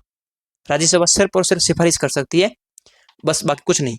और राष्ट्रपति को उसमें पूर्व अनुमति देनी पड़ती है, सिर्फ एक चिन्ह पे है, क्यों है, क्या नहीं है। राज्यसभा ये भी नहीं कह सकती कि ये तो धन विधेयक है ही नहीं, क्योंकि धन विधेयक है या नहीं है, किसके पावर है, लोकसभा का अध्यक्ष का पावर है। तो ये इंपॉर्टेंट है, यहां से प्रश्न पूछेंगे। फिर इस पे तो बात हो ही चुकी है, तो मैं समझाऊंगा नहीं, क्योंकि इतनी डिटेल में बात हो चुकी है कि दल बदल कैसे होता है, कब क्या है, ये तो मैं बता चुका हूँ। तो फालतू, मतलब पूरी इसके ऊपर एक क्लास ली हुई मेरे, आप नीचे देखना, डिस्क्रिप्शन आपको मिल जाएगी, मतलब डिस्क्रिप्शन नहीं, मतलब अपने वो चैनल पे जाओगे मिल जाएगी प्लेलिस्ट में, तो वहाँ पे उसको देख लीजिएगा। फिर अपने मैंने एक इस पे बात ही कर दी, इंपॉर्टेंट था है नहीं, मैंने बोला था कि अपने जो यहाँ पे अपने एक संसदीय समूह होता है देश के अंदर, भारत के अंदर, खुद के अंदर एक, जिसको बोलते हैं पार्लियामेंट्री फोरम बोलते हैं, एक संसदीय समूह होता है। आपके लक्ष्मीकांत का एक अंदर एक अलग से टॉपिक भी है, जिसके ऊपर बात की हुई, इंपॉर्टेंट नहीं है, एग्जाम के लिए ज्यादा इंपॉर्टेंट है नहीं। वहाँ पे संसदीय समूह के अंदर जो भी अध्यक्ष होते हैं संसदीय मंच के ऊपर, देखो यहाँ पे लिखा हुआ ना, भारतीय संसदीय समूह। क्या होता है इसमें, इसमें कुछ नहीं है, देश के अंदर, अपने भारत के अंदर, इंडिया के अंदर जितने भी अपने राज्य है, जितने भी स्टेट है, उन सभी स्टेट के अंदर जितने भी विधानसभाएं हैं, उन सभी विधानसभाओं के अध्यक्ष और उपाध्यक्ष, ये सारे के सारे लोग वहाँ पे आते हैं, और सबका एक सम्मेलन होता है, पूरा का पूरा एक सम्मेलन होता है। और सम्मेलन में पूरी मीटिंग होती है कि कैसे राज्यों के अंदर बिल वगैरह पारित हो रहे हैं, कैसे कानून बन रहे हैं, इसके ऊपर एक मीटिंग होती रहती है। उसी को बोलते हैं भारतीय संसदीय समूह, है ना। मतलब एक ब्रीफ में बोल रहा हूँ, ब्रीफ में इसको बोलते हैं। तो उनके पदेन सभापति होते हैं, मैंने बोला था ना, पदेन शब्द को मैं क्लास के शुरू में ही समझा चुका हूँ। तो उसके क्या होते हैं, पदेन सभापति होते हैं, कि जो भी लोकसभा का अध्यक्ष रहेगा वो स्वतः ही अपने आप ही भारतीय संसदीय समूह का सभापति बन जाएगा। ठीक है, जो भारतीय संसद और विश्व के विभिन्न संसदीय संस्थानों के बीच कड़ी होती है। मैंने बताया था ना अभी कि संसदीय समूह है वो क्या करता है, एक तो भारत के जितने भी अपने विधानसभा है उनके बीच में भी एक कड़ी के रूप में काम करता है, और विश्व के जितने भी संसद है उनके बीच में भी कांटेक्ट होता रहता है ना, कि वहां पे ये काम हो रहा है, भारत में ये काम हुआ, वहां से अच्छा बिल है तो उसको यहाँ पे ले सकते हैं। तो उनके बीच कड़ी का रूप होता है, आपस संवाद करने का कड़ी का रूप होता है भारतीय संसदीय समूह। उनका सभापति कौन होता है, लोकसभा के अध्यक्ष होते हैं। वे देश में सभी विधायी निकायों और पीठासीन अधिकारियों के सम्मेलनों के पदेन सभापति होते हैं। मतलब यदि अपने देश के अंदर जितने भी विधायी निकाय, लीगल जो भी कानून बनाने वाले जितने भी बॉडीज है उनके, या फिर जितने भी देश में विधायकों, मतलब अपनी जो विधानसभाओं के पीठासीन अधिकारी है, उनका कोई सम्मेलन हो रहा है, तो उन सम्मेलन के भी क्या होते हैं, पदेन सभापति होते हैं। पदेन सभापति शब्द का ध्यान रखना, मैंने पहले ही समझा दिया हुआ है, ठीक है। तो अगला लास्ट पॉइंट क्या है कि वे लोकसभा में सभी संसदीय समितियों के सभापति नियुक्त करते हैं। आपको पता होता है अपने देश के अंदर बहुत सारी पार्लियामेंट्री कमिटीज होती है और हमें बहुत सारी पार्लियामेंट्री कमेटी पढ़ने भी है, ठीक है। उन सभी पार्लियामेंट्री कमिटीज के सदस्य सभापति जो होते हैं ना, कौन नियुक्त जो भी जितने भी अपने पार्लियामेंट्री कमेटी होते हैं, जितने भी अपने संसदीय समिति होते हैं, उन समितियों के सभी समितियों के जो सभापति होते हैं ना, वो कौन नियुक्त करते हैं? लोकसभा के अध्यक्ष ही नियुक्त करते हैं। और उनके कार्यों का पर्यवेक्षण भी करते रहते हैं, ठीक है। कार्यों का पर्यवेक्षण मतलब है कि उन्होंने कौन सी कमेटी ने क्या काम करा, कितना काम करा, उनके पर्यवेक्षण का मतलब होता है, देखो पर्यवेक्षण शब्द कैसे बनाए, पर्यवेक्षण, पहले तो लिख लेता हूं, पर्यवेक्षण। पर्यवेक्षण को यदि आप शब्द को संधि विच्छेद करोगे तो पर्याय आएगा परि प्लस ईक्षण। इसका संधि विच्छेद क्या है? परि प्लस ईक्षण। ईक्षण का मतलब होता है देखना, परि का मतलब चारों ओर। ऐसे कोई पेज है जिसके चारों ओर जो देखता रहता है, इंग्लिश से बोलते हैं सुपरवाइजिंग करना, ठीक है। तो कोई भी कमेटी कितना काम की है, किस तरह से काम कर रही है, उसकी सुपरवाइजिंग करते रहते हैं कौन? लोकसभा के अध्यक्ष। और कौन सी कमेटी को अपॉइंट करना है, उसका सभापति कौन बनेगा, उनको सबको अपॉइंटमेंट भी कौन करता है? लोकसभा का अध्यक्ष करते हैं। कौन सी का? जो लोकसभा के अंदर लोकसभा के काम के लिए संसदीय समिति है उनकी, जैसे। और वो कुछ कमेटियां ऐसी भी होती हैं, कुछ इंपॉर्टेंट कमेटी ऐसी होती हैं जिनका वो खुद स्वयं अध्यक्ष होते हैं। जैसे जैसे एक कमेटी है कार्य मंत्रणा समिति। कार्य मंत्रणा समिति हो गई, नियम समिति हो गई, सामान्य प्रयोजन समिति हो गई। इनका अध्यक्ष वो खुद ही होते हैं। इनके जो अध्यक्ष होते हैं कौन होते हैं? खुद लोकसभा के अध्यक्ष जो है वो स्वयं इनके क्या होते हैं? अध्यक्ष होते हैं, ठीक है। तो मेरे ख्याल से इतनी बातें क्लियर हो गई होगी और आपको स्पष्ट रूप से समझ भी आई होगी बातें, ठीक है। हालांकि मैं बहुत धीरे पढ़ाता हूँ ना, आपके साथ थोड़ी सी ये दिक्कत हो सकती है कि सर बहुत धीरे पढ़ाते हो आप। तो अब इंपॉर्टेंट बात होती है ना यार, धीरे वाली पढ़ो, अपने एग्जाम में आना चाहिए ना। धीरे तेज से क्या करना है, अपने एग्जाम में आनी चाहिए वो बात। एग्जाम में पढ़ लिया तेज तेज, पर एग्जाम में तो काम बन ही नहीं रहा काम, तो फिर पढ़ाई क्यों था? थोड़ा पढ़ो पर अच्छा पढ़ो, एग्जाम में काम आए वैसा पढ़ो, है ना। मेरा तो यही मानना है, जिसको जल्दी है वो, मैंने कहीं पे लाइन लिखी थी मतलब मैंने लिखी नहीं, मतलब पढ़ी थी कहीं पर, जिसपे लिखा हुआ था कि जिसको जल्दी थी वो चले गए। और ये बात है वो कोई ब्रेकर पर लिखी हुई थी। अब आप समझ गए होंगे कहाँ पे जाने की बात हो रही है। तो जिसको जल्दी है वो चले गए यूपीसी छोड़ के, ठीक है। चूंकि अध्यक्ष के पद में प्रतिष्ठा, मर्यादा और प्राधिकार निहित है, ये है ना ऊपर क्या लिखा हुआ है, स्वतंत्रता और निष्पक्षता की बात हो रही है कि चूंकि अब बताओ लोकसभा के अध्यक्ष का पद है, बहुत महत्वपूर्ण पद है। अगर आज लोकसभा के अध्यक्ष चाहे ना तो कौन से बिल को पारित करवाना है, कौन से बिल को पारित नहीं करवाना है, लोकसभा के अध्यक्ष में लगभग हाथ में होता है उसके। वो चाहता है कि लोकसभा अध्यक्ष को मान लो इस बिल को पारित करवाना ही करवाना है, तो फिर उन सारे व्यक्तियों को जो उसका विरोध कर रहे हैं उनको सबको सस्पेंड कर दे, भगा दे बाहर। अब जैसे सस्पेंड कर दिया तो फिर वो तो विरोध करवाना बचे ही नहीं। पीछे जो भी बेचे थे सदस्य उनकी वोटिंग करवाई और वो जीत गए। ऐसा हो सकता है ना? हो सकता है। लेकिन इसीलिए बोलते हैं कि बहुत ही गरिमा वाला पद है, बहुत ही महत्वपूर्ण जिम्मेदारियों वाला पद है। तो इस पद पर एक ऐसे व्यक्ति को बैठाना चाहिए जो बहुत ही ईमानदार हो, बहुत ही लॉयल हो, ना सिर्फ पार्टी का फायदा ना देखता हो। कम हमारे यहाँ भारत में क्या होता है, लोकसभा के जो अध्यक्ष होते हैं वो किसी न किसी पार्टी के सदस्य भी होते हैं। ब्रिटेन में ऐसा नहीं, मैंने पहले आपको समझाया था। ब्रिटेन में अनिवार्य रूप से कोई भी यदि लोकसभा का अध्यक्ष बन रहा है तो उसको अपनी पार्टी से पहले इस्तीफा देना पड़ता है, ताकि वो किसी तरह से पक्षपात नहीं कर सके। तो ये बात लिख रहे हैं कि चूंकि लोकसभा का जो अध्यक्ष का पद होता है वो प्रतिष्ठा से भरा होता है, मर्यादा से भरा होता है, बहुत सारी अथॉरिटी जिम्मेदारियों से भरा हुआ निहित होता है, अतः स्वतंत्रता और निष्पक्षता इनकी अनिवार्य शर्तें हैं। ये आपको समझ में आ रहा होगा कि सर बात तो बिल्कुल ठीक बोल रहे हो, एकदम इस पद के लिए स्वतंत्रता भी होनी चाहिए और निष्पक्षता भी होना चाहिए। स्वतंत्रता क्यों लिख रहा है? स्वतंत्रता इसलिए लिख रहा है कि भाई देखो, जैसे मान लो ओम बिरला जो है बीजेपी के सदस्य है, किसके सदस्य है? बीजेपी के सदस्य भी तो है ना, वो बीजेपी के मेंबर है ना, बिल्कुल है। अब बीजेपी के मान लो बड़े जो मठाधीश है वो बोल दे कि देख ले बिरला, अगर इस पार्टी पर इस कांग्रेस वालों को सस्पेंड करके और अपना बिल पारित नहीं करवाना तो तेरे को पार्टी से हम निकाल देंगे, ये तू देख ले। अब बिरला के ऊपर प्रेशर है ना, प्रेशर है, तो स्वतंत्रता है ही नहीं। तो इसीलिए बोल रहे हैं कि लोकसभा के अध्यक्ष को स्वतंत्रता रहनी चाहिए, उनको स्वतंत्रता रहनी चाहिए, चाहे वो फाइनेंशियली हो। इसीलिए हमने क्या बोला था कि लोकसभा के अध्यक्ष को, लोकसभा के उपाध्यक्ष को, राज्यसभा के सभापति को, राज्यसभा के उपसभापति को, इनको जो भी पैसा मिलता है, जो इनकी सैलरी मिलती है, वो कहाँ से मिलती है? भारत की संचित निधि पर भारित होती है। समझ आई बात? इसीलिए वो स्वतंत्रता दी गई थी। फिर निष्पक्षता है, उनकी निष्पक्षता भी होनी चाहिए, ये अनिवार्य शर्तें हैं। फिर लिखा होगा निम्नलिखित उपबंध अध्यक्ष की स्वतंत्रता और निष्पक्षता को सुनिश्चित करते हैं। अब जैसे मैंने 3-4 पॉइंट बताए ना, वो उन्हीं की बात कर रहे हैं कि कौन कौन से जो पॉइंट है वो उनकी अध्यक्ष है उनकी निष्पक्षता को सुनिश्चित करते हैं और वो जाहिर करते हैं कि नहीं, बिल्कुल भारत के अंदर जो अध्यक्ष है लोकसभा के, उनको पूरी तरह से स्वतंत्रता दी हुई है। कैसे? पहला देखो, फर्स्ट पॉइंट, पहला पॉइंट क्या है कि सदन के जीवन काल पर्यंत उनका पद धारण करता है। ऐसा नहीं होता कि बीच में उसको हटा दिया जाए, कभी भी हटा सकते हैं। वो कोई किसी प्रसाद पर्यंत थोड़ी रहते हैं। जैसे राज्यपाल होते हैं, क्या होते हैं? राष्ट्रपति के प्रसाद पर्यंत होते हैं। इसका मतलब जब तक राज्यपाल का आशीर्वाद उसके ऊपर है तब तक वो रहेगा, और जैसे राष्ट्रपति का उससे ऊपर से आशीर्वाद हटा तो हट जाएगा। क्या लोकसभा अध्यक्ष के लिए ऐसा होता है? हाँ, उसको यदि हटाना है तो फिर या तो आप विशेष बहुमत से पारित करना पड़ेगा बिल सदन को, और बाकी कोई चारा ही नहीं है ना। तो इसका मतलब हम इनका जो जीवन काल होता पर्यंत उसका पद रहता है, उससे लोकसभा के तत्कालीन सदस्यों के विशेष बहुमत द्वारा संकल्प पारित के द्वारा ही हटाया जा सकता है। इस पे अपनी बात हो चुकी है कि यदि लोकसभा के अध्यक्ष को हटाना है तो उस सदस्य के जितने भी सदस्य उस दिन उपस्थित है उनके विशेष बहुमत द्वारा उस संकल्प को पारित करके और हटाया जा सकता है। ध्यान देना, सामान्य बहुमत के द्वारा नहीं हटा सकते, इसीलिए मैंने वहां पे लिखाया भी था विशेष बहुमत, सामान्य बहुमत से नहीं। सामान्य बहुमत का मतलब होता है एकदम सिंपल मेजोरिटी, ठीक है, वो नहीं होती विशेष बहुमत। और विशेष बहुमत का मतलब क्या होता है? 2/3। कितना? 2/3, जितने भी सदस्य उपस्थित है उनकी 2/3 सदस्यों के द्वारा संकल्प पारित होना चाहिए। और सदन बहुमत का मतलब क्या होता है? 1/2, 1/2 मेजोरिटी, ठीक है। 1/2 का मतलब होता है 50%, और 2/3 का मतलब होता है लगभग 67%। तो यहाँ पे 67% मेजोरिटी होनी चाहिए, तभी वो हटेगा। और हमने इस पर भी बात कर चुके हैं शायद।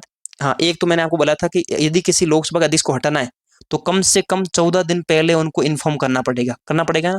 दूसरी बात और थी जो मैं उस टाइम बताई नहीं आपको, कि कोई भी लोकसभा के अध्यक्ष को हटाना है तो कम से कम 50 सदस्य, कम से कम 50 एमपीज, और वो एमपीज क्या पूरे सदन के मिला के, मतलब पूरी संसद के मिला के? नहीं नहीं, सिर्फ लोकसभा के, ओनली एंड ओनली लोकसभा के 50 एमपीज का कम से कम उसके अंदर साइन होना चाहिए। जो मैंने बोला था कि 14 दिन पहले पहले उनको इन्फॉर्म करना है, तो इन्फॉर्म करने के लिए एक लेटर जाएगा ना, उस लेटर के ऊपर कम से कम 50 एमपीज के साइन होने चाहिए। और एमपीज कौन से? लोकसभा के एमपीज के समर्थन होना चाहिए, तभी उसको एक्सेप्ट किया जाएगा, नहीं तो एक्सेप्ट ही नहीं किया जाएगा। बात समझ आ गई? तो इसीलिए देखो कितना सिक्योर किया हुआ है पद को, कि इस चर्चा के लिए, इस विचार करने के लिए, चर्चा के लिए कम से कम 50 सदस्यों का समर्थन होना जरूरी है। और ये जो नंबर लिखा हुआ ना, आंकड़ा, ये आंकड़ा एग्जाम में पूछा जाएगा, ये ध्यान रख लेना। एग्जाम स्टेटमेंट में डाल देंगे कि कम से कम 20 सदस्यों का समर्थन होना चाहिए, कम से कम 100 सदस्यों का समर्थन होना चाहिए। फंस जाओगे, मैं बोल रहा हूँ अभी, जहां मैं बोल रहा हूँ ना फंस जाओगे, समझ लो कि भगवान ही बोला है, क्योंकि मैं ठीक से उस चीज को सींच के बैठा हूँ, मुझे पता है कहाँ फंसोगे।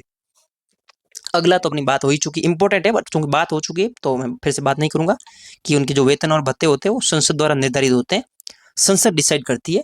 और अपन यहाँ पे इसमें लिखा हुआ नहीं तो आप यहाँ पे लिख दीजिए कि भारत की संचित निधि पर, भारत की संचित निधि पर क्या होते हैं? भारत की संचित निधि पर भारित होते हैं, ठीक है, तो इसको भी आप ध्यान रखिएगा। फिर अगला क्या है? उनके कार्यों का और आचरण की लोकसभा में न तो चर्चा की जा सकती है और न ही आलोचना की जा सकती। कितना ये मेंस के लिए पॉइंट है, सारे के सारे मेंस के लिए पॉइंट है भाई साहब, ध्यान रखना। यूपीएससी से प्रश्न पूछ सकता है कि लोकसभा का अध्यक्ष, जो लोकसभा अध्यक्ष को है वो एकदम स्वतंत्रता और निष्पक्ष है, व्याख्या कीजिए, है ना, या फिर कह सकता है तर्कों द्वारा इसको सुस्पष्ट कीजिए। यही तरह के, यही तरह के आपको बताना पड़ेगा कि हाँ बिल्कुल उनकी फाइनेंशियली उनको आजादी मिली हुई है, क्योंकि उनकी जो वेतन और भत्ता है वो संसद निर्धारित करती है। और संसद, क्योंकि वो भारत की संसद नीति पर भारित है, भारित है इसका मतलब उसमें जो चर्चा हो सकती है लेकिन मतदान नहीं हो सकता है उसका, है ना। उनका है जो वेतन बढ़ाया जा सकता है, घटाया नहीं जा सकता, ठीक है, एक ये भी बात है। फिर है कि उनका आप बोल सकते हैं कि वो जीवन पर्यंत अपना पद धारण करते हैं, और यदि उनको पद से हटाना है तो कम से विशेष बहुमत होना चाहिए। विशेष बहुमत मतलब 2/3 है जो बहुमत के द्वारा संकल्प पारित होना चाहिए। कुल सदस्य संख्या नहीं, तत्कालीन सदस्य द्वारा, ये भी ध्यान रखना है, एग्जाम में डाल से देगा कुल सदस्य संख्या का 2/3, नहीं कुल का नहीं, तत्कालीन, ये तत्कालीन वर्ड इंपॉर्टेंट है। तत्कालीन मतलब है कि उस समय जितने भी सदस्य उपस्थित है उनका 2/3, ठीक है। और ये भी ध्यान रखना है कि सामान्य बहुमत से नहीं हो सकते। फिर उनके विचार या फिर चर्चा करनी है तो उसको कम से कम 14 दिन पहले इन्फॉर्म करना पड़ेगा, और इन्फॉर्म करने के लिए लेटर जाएगा, उसके ऊपर भी कम से कम 50 सदस्यों का हस्ताक्षर होना जरूरी है, तब जाके वो हटेगा। और ये सारे पॉइंट आपको इधर रटे हुए होने चाहिए। और वैसे मुझे लगता है रटने की आवश्यकता है नहीं, आपने ठीक से अगर समझ लिया है तो माइंड में रहेंगी ये चीजें कि हाँ ये वाला एक वो वहाँ पे उनको आज़ादी मिल रही है, ये यहाँ पे जैसे अगली क्या लिखी हुई है। अब अगले अभी ये वाला पॉइंट था, इसकी बात कर लेते हैं कि भाई लोकसभा का काम हो रहा है, लोकसभा कार्य चल रहा है। अब लोकसभा के काम के दौरान, लोकसभा जब सदन चल रहा है तब उस दौरान उस लोकसभा अध्यक्ष ने कैसा काम किया है, उसने कैसा आचरण किया है लोकसभा के अंदर, उसकी न तो उस लोकसभा के अंदर चर्चा हो सकती है। कोई भी सदस्य इस बात के ऊपर लोकसभा के अंदर चर्चा नहीं कर सकते कि लोकसभा अध्यक्ष कैसा काम कर रहा है, ये तो गंदा इंसान है, ये तो ठीक से काम ही नहीं करता है, ये तो पक्षपात करता है। ऐसी कोई बात ही नहीं कर सकता, उसके अंदर कोई चर्चा नहीं हो सकती, और न ही उनकी आलोचना हो सकती है, आलोचना भी नहीं कर सकते। बस एक चीज ध्यान रख लेना, एक चीज ध्यान रख लेना, ये तब तक नहीं हो सकती है जब तक वो लोकसभा अध्यक्ष के रूप में काम कर रहे हैं। यदि लोकसभा अध्यक्ष के खिलाफ त्याग पत्र, सॉरी, यदि लोकसभा अध्यक्ष के खिलाफ उनको हटाने का संकल्प लाया हुआ है, संकल्प है जो चर्चा के दौरान है, संकल्प चल रहा है ना कि उनको हटाना ही है, उनके ऊपर विचार चल रहा है, तो बस जब विचार कर रहे हैं तो वहां पे क्या अगरबत्ती करेंगे उनकी? और वहां पे अगरबत्ती नहीं करेंगे, वहां पे तो ठीक से उसको कोसेंगे कि ये तो गंदा हुआ है, ये तो नीच है, ये तो मां नीच है ना, तब जाके उसको हटाएंगे ना। तो वहां पे उस टाइम चर्चा हो सकती है, वो अपवाद है। इसीलिए लिखा हुआ भी है कि स्वतंत्र एवं मौलिक प्रस्ताव को छोड़कर, कि जो ऐसा प्रस्ताव जो उसके ऊपर ही लाया हुआ है तो उसके ऊपर तो उसकी चर्चा कर सकते हैं ना, फिर वहां पे चर्चा नहीं हुई तो फिर उसको हटाएंगे से, तो वो एक अपवाद है। बाकी जब तक उसके ऊपर संकल्प वाला कोई हिस्सा नहीं है तब तक उनके ऊपर कोई उंगली नहीं उठा सकता, न तो उनके आचरण के ऊपर और न ही उनकी कोई आलोचना कर सकता है। तो इसका मतलब उनको सिक्योर है, पूरी उनकी डिग्निटी भी सिक्योर है। अगला क्या है, सदन की प्रक्रिया रेगुलेट करने या व्यवस्था रखने की उनकी शक्ति न्यायालय के क्षेत्र अधिकार से बाहर है। क्या बात लिखी है, मोस्ट इंपॉर्टेंट है प्रीलिम्स के लिए भी, और मेंस में पॉइंट लिख देना ये वाला, एकदम जिगरा फाड़ जाएगा उसका। क्या है, सदन के काम को करने के लिए, सदन को काम करने के लिए लोकसभा के अध्यक्ष को पता नहीं क्या क्या करना पड़ता है। आपको पता है कि कितने सारे गंदे लोग बैठते हैं वहां पे, कभी उसके एकदम वो चैम्बर होता है, चैम्बर को फाड़ कूद के ऊपर चले गए, उसके ऊपर अटैक कर दिया, कितने सारे हो गए। तो उस दौरान उस सबके शांति को बनाए रखने के लिए उसको बहुत कुछ करना पड़ा है, उसको सैन्य बल भी यूज करवाना पड़ता है, उनको बहुत सारे मेंबर को सस्पेंड भी करना पड़ता है, सब कुछ करना पड़ता है। उस सदन को काम करवाने के लिए, व्यवस्था बनाए रखने के लिए लोकसभा के अध्यक्ष को कौन कौन से स्टेप्स लेने पड़ेंगे, क्या स्टेप्स ठीक थे, खराब थे, इसके ऊपर देश के किसी भी न्यायालय के अंदर कोई भी चर्चा नहीं हो सकती है, क्योंकि ये न्यायालय के क्षेत्र के अधिकार से ही बाहर है। कितना बढ़िया मजा दे दिया उसको, देखो। तो ये लिख लेना। अगला है कि वो पहली बार मत नहीं देगा, ये तो आपको पता ही है कि पहली बार नहीं देता है, लेकिन मत की गणना बराबर हो जाती है तो निर्णय मत दे सकता है। ताकि ऐसा क्यों होता है, ताकि वो निष्पक्षता बनी रहती है। ये नहीं तो वो दे रहा है तो फिर तो वो अपना हमेशा पक्ष में देता रहेगा किसी एक पार्टी के। तो इस निष्पक्षता को बनाए रखने के लिए वो निर्णायक मत ही दे सकता है, नॉर्मली सामान्य स्थिति में वोट नहीं दे सकता है। तो ये भी आप ध्यान रखिएगा। अगला इंपॉर्टेंट होता है वो क्या है कि वरीयता सूची में उनका स्थान सबसे ऊपर है, सबसे ऊपर है। आपको पता है कि जब 15 अगस्त अभी होगा, आप देखिएगा जब 15 अगस्त होगा ना, तो बहुत सारे अपने देश के जो मुख्य नेता, मुख्य जो अच्छे अच्छे संवैधानिक पदों पर जो लोग बैठे हैं, उनकी कुर्सियां पहले से सेट होती है कि इस कुर्सी पर वो बैठेगा, इस कुर्सी पर ये बैठेगा, इस कुर्सी पर वो बैठेगा। उसमें कुछ हायरार्की होती है कि सबसे पहले जो कुर्सी होती है वो राष्ट्रपति की होती है, उनके पास वाली कुर्सी जो होती है उपराष्ट्रपति की होती है। ऐसे उनके पद फिक्स होते हैं, लाइन में क्रम फिक्स होता है। देश में जितना पद बड़ा होता है उतनी उसकी, अब कई सोचते होंगे पहला पद प्रधानमंत्री का होगा ना, हाँ प्रधानमंत्री काफी नीचे। तो ये समझना कि वरीयता जो सूची होती है, जो उनकी हायरार्की सूची होती है, उनके अंदर उनकी लिस्ट काफी ऊपर है, क्योंकि लोकसभा के अध्यक्ष है वो, ठीक है। और उनका पद किसके बराबर है, भारत के मुख्य न्यायाधीश के बराबर है। देखो उनके पद भारत के मुख्य न्यायाधीश के पद के बराबर है उनके। और कौन से नंबर पे, 7वें स्थान पर है। मतलब पहली आपकी पहली जो सीट है वो लग गई, मान लेते हैं कि इसी से लगा देता हूँ सीटों को, मान लेते हैं पहली सीट लग गई लोकसभा अध्यक्ष की, सॉरी राष्ट्रपति की, दूसरी लग गई उपराष्ट्रपति की, तीसरी फिर किसी की लगी, चौथी और किसी की, पांचवी, छठी, सातवीं। जो 7वीं सीट पे ना, 7वीं सीट पर कौन कौन, दो सीटें लगेगी 7वें स्थान पर, 1 और 2। इस सीट पर बैठेंगे लोकसभा के सुप्रीम कोर्ट के मुख्य न्यायाधीश। कौन बैठेंगे? CJI, chief justice of India बैठेंगे। और इसके पास वाली सीट पे कौन बैठेंगे? लोकसभा के अध्यक्ष बैठेंगे। इनका मतलब उनका नंबर काफी ऊपर है, 7वें नंबर पे बैठते हैं। और 7वां नंबर देश में सब 7वें स्थान पर है, देश में सर्वोच्च सीटों में 7वें नंबर पे वो, और भारत के मुख्य न्यायाधीश के बराबर बैठते हैं।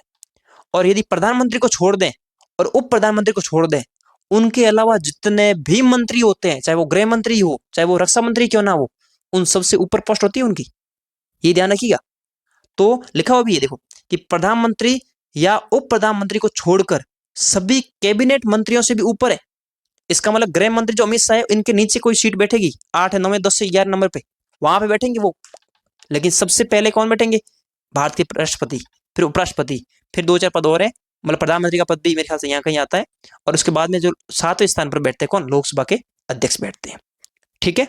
और अब एक लास्ट बात है जो मैंने आपको पहले समझाई हुई है, 4-5 बार बात हो चुकी है, तो उसको मैं एक पढ़ के निकल जाता हूँ क्योंकि बात हो ही चुकी है कि ब्रिटेन में अध्यक्ष को आवश्यक रूप से किसी दल का सदस्य नहीं होना चाहिए। मैंने बोला ना, ब्रिटेन के अंदर मान लो कोई व्यक्ति को लोकसभा का अध्यक्ष बना दिया है, तो फिर उसको अनिवार्य रूप से वहां के उनकी पार्टी का सदस्य, जो जिस भी पार्टी का वो सदस्य है, जिस भी पार्टी का सदस्य है, उनको वहां से अपनी सदस्यता त्यागनी पड़ेगी।